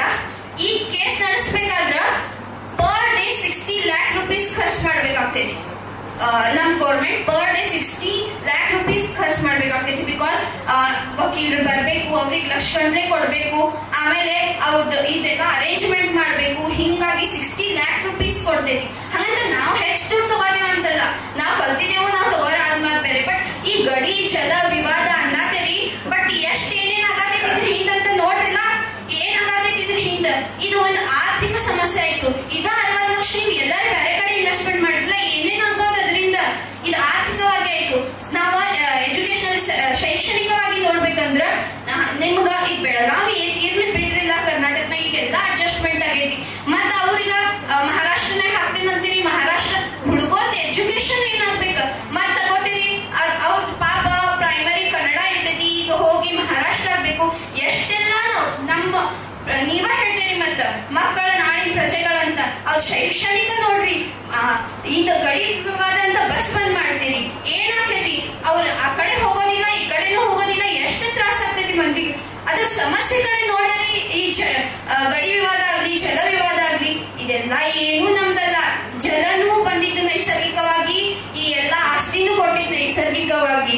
ಸೊ ನಮ್ ಇಂಡಿಯನ್ ಕಾನ್ಸ್ಟಿಟ್ಯೂಷನ್ ನಾವು 2011 ಭಾರತ ಕೃಷಿ ಜನಗಣತಿ ಪ್ರಕಾರ ಭಾರತದಲ್ಲಿ ಒಟ್ಟು 13 ಮಿಲಿಯನ್ ಭಾರತ ಜನಸಂಖ್ಯೆಯಲ್ಲಿ ಅದರಲ್ಲಿ 61.5% ಕೃಷಿ ಅವಲಂಬಿತ ಜನರು ಇರುವುದರಿಂದ ಮತ್ತು ಕೃಷಿ ಕ್ಷೇತ್ರದಿಂದ ಶೇಕಡ 50% ಜನರಿಗೆ ಕೃಷಿ ಉದ್ಯೋಗಿಗಳಿಗೆ ಕೃಷಿಯು ಉದ್ಯೋಗಗಳನ್ನು ನೀಡಿರುವುದರಿಂದ ಮತ್ತು ಭಾರತದ GDPಯಲ್ಲಿ ಕೃಷಿ ಕ್ಷೇತ್ರದಿಂದ ಸುಮಾರು 17ರಿಂದ 18% ಕೃಷಿ ಕ್ಷೇತ್ರದಿಂದ ಕೊಡುಗೆ ಇರುವುದರಿಂದ ಖಂಡಿತವಾಗಿಯೂ ನಮ್ಮ ಕೃಷಿ ಕ್ಷೇತ್ರದ ಜನರಿಗೆ ನದಿ ನೀರು ಅಥವಾ ನೀರಿನ ಸೌಕರ್ಯ ಕೊಡಬೇಕಾಗಿದ್ದು ನಮ್ಮ ಕರ್ತವ್ಯ. ಆದ್ದರಿಂದ ಕೃಷ್ಣಾ ನದಿ ನೀರು ವಿವಾದ. ಕೃಷ್ಣಾ ನದಿಯು ಮಹಾರಾಷ್ಟ್ರದ ಸತಾರ್ ಜಿಲ್ಲೆಯ ಮಹಾಬಲೇಶ್ವರದಲ್ಲಿ ಹುಟ್ಟಿ ಕರ್ನಾಟಕ, ಆಂಧ್ರ ಪ್ರದೇಶ ಮತ್ತು ತೆಲಂಗಾಣ ರಾಜ್ಯಗಳಲ್ಲಿ ಹರಿದು ಒಟ್ಟು 1400 ಕಿಲೋಮೀಟರ್ ಹರಿದು ಕರ್ನಾಟಕದಲ್ಲಿ ಮಹಾರಾಷ್ಟ್ರದಲ್ಲಿ 305 ಕಿಲೋಮೀಟರ್, ಕರ್ನಾಟಕದಲ್ಲಿ 483 ಕಿಲೋಮೀಟರ್, ಆಂಧ್ರ ಪ್ರದೇಶದಲ್ಲಿ 612 ಕಿಲೋಮೀಟರ್ ಹರಿದು ಕೃಷ್ಣಾ ನದಿಯ ಎಡದಂಡೆ ನದಿಗಳು ಭೀಮಾ, ದಂಡಿ, ಮೂಸಿ, ಪಲ್ಲೇರು, ಮುನ್ನೇರು. ಬಲದಂಡೆಯ ನದಿಗಳು ಪಂಚಗಂಗಾ, ದೂಧಗಂಗಾ, ಘಟಪ್ರಭಾ, ಮಲಪ್ರಭಾ, ತುಂಗಾಭದ್ರಾ. ಹೀಗೆ ಭಾರತ ಸಂವಿಧಾನ ರಚನಾಕಾರರ ದೂರದೃಷ್ಟಿ ಮತ್ತು ನದಿಗಳು ಬೇರೆ ಬೇರೆ ರಾಜ್ಯಗಳಿಂದ ಹರಿದು ಹೋಗಿರುವುದರಿಂದ ಮುಂದೆ ವಿವಾದಗಳು ಸೃಷ್ಟಿ ಆಗುತ್ತವೆ ಅನ್ನೋ ಕಲ್ಪನೆ ಇಟ್ಟುಕೊಂಡು ಭಾರತ ಸಂವಿಧಾನದ ಕಲಮು 262 ಸಂಸತ್ತಿಗೆ ಅಂತಾರಾಜ್ಯ ನದಿ ನೀರಿನ ಬಗ್ಗೆ ಕಾನೂನು ರಚಿಸುವ ಅಧಿಕಾರವನ್ನು ನೀಡಲಾಯಿತು. ಅದೇ ಪ್ರಕಾರ 1956ರಲ್ಲಿ ಇಂಟರ್ ಸ್ಟೇಟ್ ಸರಿಯಾಗಿ ನಮ್ಮ ಕೃಷಿ ಕ್ಷೇತ್ರಕ್ಕೆ ನೀರು ಕೊಟ್ರ ನಿಮ್ ಸರ್ಕಾರಕ್ಕೆ ನಾವು ಎಷ್ಟು ಬೇಕಷ್ಟು ಸಾಲ ಕೊಡ್ತೇವೆ ಅಂತ ಗಟ್ಟಿಯಾಗಿ ಹೇಳ್ತಾನಂದ್ರ ಆ ಕಾರಣ ಆ ನೀರಿನ ಕೊರತೆ. ಧನ್ಯವಾದಗಳು. Law College Chikodi. Today I am here to discuss about interstate border dispute. Main topic: interstate border dispute with reference to Solapur and Kasaragod. These two locations are situated in different states. First, Solapur is located in Maharashtra state and Kasaragod is situated in Kerala state. First of all, we discuss the Karnataka-Maharashtra border dispute. Erstwhile Bombay Presidency of multilingual provisions included the present day of Karnataka district of Belagavi, Dharwad, Vijaypur and Uttar Kannada. In 1948, the Belgaum municipality requested that the district having a predominantly speaking Marathi speaking population. But in 1957, cited by the Act of State Reorganization Act 1956, Belagavi is included in Karnataka. In this dispute, both the states have different views. The Maharashtra has demanded the realignment of its border. It invokes the Section 21, Clause 2, Subclause B of the State Reorganization Act. And submitting.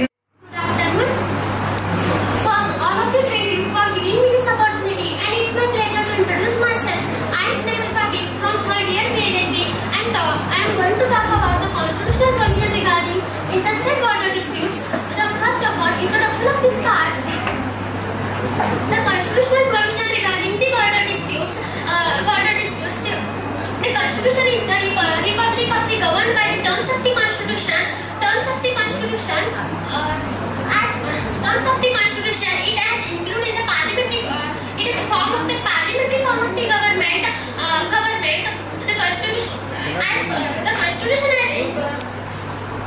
The constitutional provision is nothing but the set of rules and under which the constitution of the country it establishes the fundamental rights and fundamental duties of the peoples of the constitution. As per the under Article 263 of the Indian Constitution gives to the powers to the President to set up of the President to the Interstate Council resolve the dispute between the state. The council has been discussion between the center and state. In 1988, the Sarkari Commission has suggested to the permanent body. In 1990, the President of the Interstate Council has a presidential order, and President can constitute the Interstate Council and the change the duty as per as the under Article 131 of the Indian Constitution of the Supreme Court. It's the original jurisdiction decide the disputes between the states. The current statutes of the interstate disputes in India: Assam and Meghalaya, Assam and Mizoram, Assam and Arunachal Pradesh, Maharashtra and Karnataka, and Assam and Nagaland. First, Assam and Meghalaya disputes. Assam and Meghalaya share on 885 kilometer borders. In 1969, Meghalaya was covered out of the Assam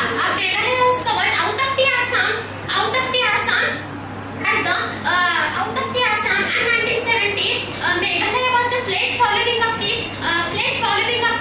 Assam Reorganization Act 1969 and the Langfi was a part of the Kanpur district of the British colonial period. It becomes an post-independence. It part of the Assam Hills. Assam considered as a part of the Assam Hills. ಅವಾಗ ಎಲ್ಲಕ್ಕಿಂತ ಜಾಸ್ತಿ ಏನಾಗುತ್ತ problem ಯಾರಿಗಾಗತ್ತಂದ್ರ ನಾವು ಇರ್ತೀವಲ್ಲ, ಯಾವ ಬಾರ್ಡರ್ನಾಗ ಇರ್ತೀವಲ್ಲ ಆ area students ಆಗುತ್ತೆ. ಈಗ ಫಾರ್ ಎಕ್ಸಾಂಪಲ್ ಈಗ ನಾವು ಸಂಕೇಶ್ವರದಿಂದ ಒಂದು ಹೊಳಿ ಐತಿ ಹಿರಣ್ಯಕೇಶಿ ಅಂತ ಸರ್ ಆಗಲೇ ಪಾಟೀಲ್ ಸರ್ ಮೆನ್ಷನ್ ಮಾಡಿದ್ರು. ಸೊ ಅದ್ರ ಆಚೆ ಕಡೆ ನಾವು ಇರ್ತೀವಿ, ಅದ್ರ ಈಚೆ ಕಡೆ ಕರ್ನಾಟಕ ಐತಿ. Just a single way of water distributes the 2 states. Okay, ನಮ್ದು ಒಂದು ಧರಣ ಇರ್ತಾರಲ್ಲ, ಒಂದು ಕಟ್ಟಡ ಐತಿ, ಅಲ್ಲಿಂದ ನೀರ್ ಬಿಟ್ರೆ ಕರ್ನಾಟಕ ಒಳಗೆ ಎಂಟ್ರಿ ಆಗ್ತೈತಿ, ಆಮೇಲೆ ಮತ್ತೆ ಮಹಾರಾಷ್ಟ್ರ ಎಂಟ್ರಿ ಆಗಿ ಆ ಕಡೆ ಹೋಗ್ತೈತಿ. ಸೊ ಈ ಹಿರಣ್ಯಕೇಶಿ ಅದು ಒಂದು ಡಿಸ್ಪ್ಯೂಟೆಡ್ ಇದು ಐತಿ. ಬಿಕಾಸ್ ಹಿರಣ್ಯಕೇಶಿ ನೀರ್ ನಾವು ಬಿಡ್ಲಿಲ್ಲ ಅಂತಂದ್ರ ಸಂಕೇಶ್ವರ ನೀರೇ ಹೋಗಂಗಿಲ್ಲ for agriculture purpose. Okay, so ಇಲ್ಲಿ ನಾನು ಒಂದು ಇಷ್ಟೆಲ್ಲ ಪ್ರಾಬ್ಲಮ್ ಬಗ್ಗೆ ಎಲ್ಲರೂ ಮಾತಾಡಿದ್ರು. ನಾನು ಒಂದು ಸೊಲ್ಯೂಷನ್ ಬಗ್ಗೆ ಏನ್ ಹೇಳ್ಬೋದು ಅಂತಂದ್ರ, ಎಲ್ಲರಿಗಿಂತ ಬೆಸ್ಟ್ ಸೊಲ್ಯೂಷನ್ ಯಾಕೆ ಸಫರ್ ಆಗತ್ತಾರು ಈ ಡಿಸ್ಪ್ಯೂಟ್ ಇಂದ.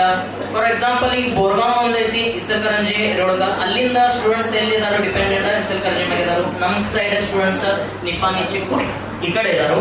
ಸೊ ಎಲ್ಲರಿಗಿಂತ ಬೆಸ್ಟ್ ಸೊಲ್ಯೂಷನ್ ಏನಂತಂದ್ರ, ಯಾವ ಏರಿಯಾನಾಗ ಎಲ್ಲೆಲ್ಲಿ ಜನ ಇದಾರಲ್ಲ ಅವ್ರ ಜೊತೆ ನೀವು ಎಲ್ಲರೂ ಕೂಡಿ ಒಂದ್ ಸ್ವಲ್ಪ ಡಿಸ್ಕಷನ್ ಮಾಡಿ ಅವ್ರಿಗೆ ಏನ್ ಬೇಕು ಅಂತ ಕೇಳಿ ಅವ್ರಿಗೆ ಕೇಳಿದ್ರ ಇಲ್ಲೇ ಹಾಫ್ ಆಫ್ ದ ಡಿಸ್ಪ್ಯೂಟ್ ಏನಾಗ್ತೈತಿ ಸೊಲ್ಯೂಷನ್ ಹೊಂದ್ತೈತಿ. ಇಷ್ಟ ಹೇಳುದ. ಆಮೇಲೆ ಎಲ್ಲಕ್ಕಿಂತ ಮುಂಚೆ ಇದ ಪೊಲಿಟಿಕಲ್ ಆಗಿರುವಂತ ಒಂದು ಆಸ್ಪೆಕ್ಟ್ ಐತಿ. ಇದ್ರೊಳಗೆ ನಾನ್ ಪೊಲಿಟಿಕಲ್ ಏನಂತಂದ್ರ, ನಾವ್ ಎಲ್ಲರೂ ಚಲೋ ಇರ್ತೀವಿ. ನಮ್ ಜಾತ್ರೆಗೆ ಕರ್ನಾಟಕ ಜನ ಬರ್ತಾರು, ಅವ್ರ ಜಾತ್ರೆಗೆ ನಾವು ಹೋಗ್ತೀವಿ. ಫಾರ್ ಎಕ್ಸಾಂಪಲ್ ಮೊನ್ನೆ ಶಂಕೇಶ್ವರ ಜಾತ್ರೆ ಆಯ್ತು, ನಾವು ಎಲ್ಲ ಇದ್ವಿ. ನಮ್ಮದು ಯಾವಾಗ 5 ವರ್ಷಕ್ಕೊಮ್ಮೆ ಲಕ್ಷ್ಮೀ ಜಾತ್ರೆ ಇರ್ತೈತಿ, ಅವರು ಬರ್ತಾರು. They enjoy the most. The people who are residing in the borders, they enjoy the most. So ನಮ್ ನಡುವೆ ಏನು ಪ್ರಾಬ್ಲಮ್ಸ್ ಇಲ್ಲ ಹಂಗ್ ನೋಡಿದ್ರ. ಬಾಗುವುದು ನನ್ನ ಕಾಯ, ನೀಡು ಶಿವ ನೀಡದಿರು ಶಿವ, ಬಾಗುವುದು ನನ್ನ ಕಾಯ, ನಾಳೆಗೆ ಅಂಜಲಿ ನನ್ನ ಅಂಬಲಿ, ನೀಡು ಶಿವ ನೀಡದಿರು ಶಿವ, ಬಾಗುವುದು ನನ್ನ ಕಾಯ.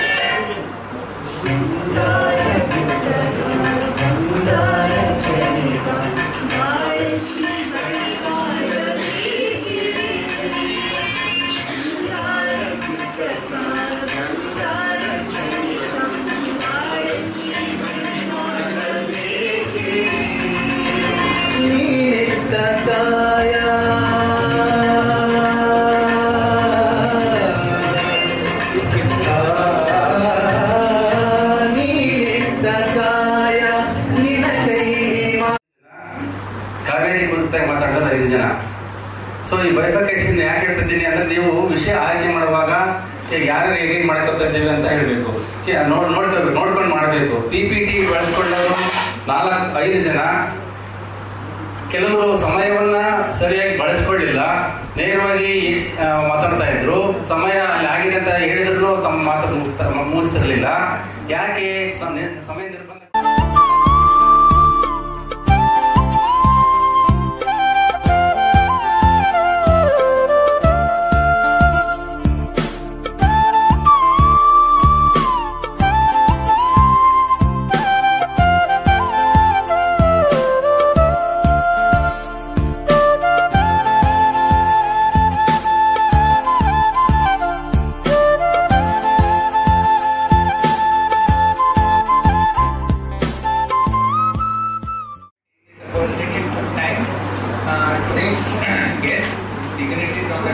Firstly, I would like to thank Ravi Vadi sir for attending today's function and giving all the support for arranging this function. Thank you very much, sir.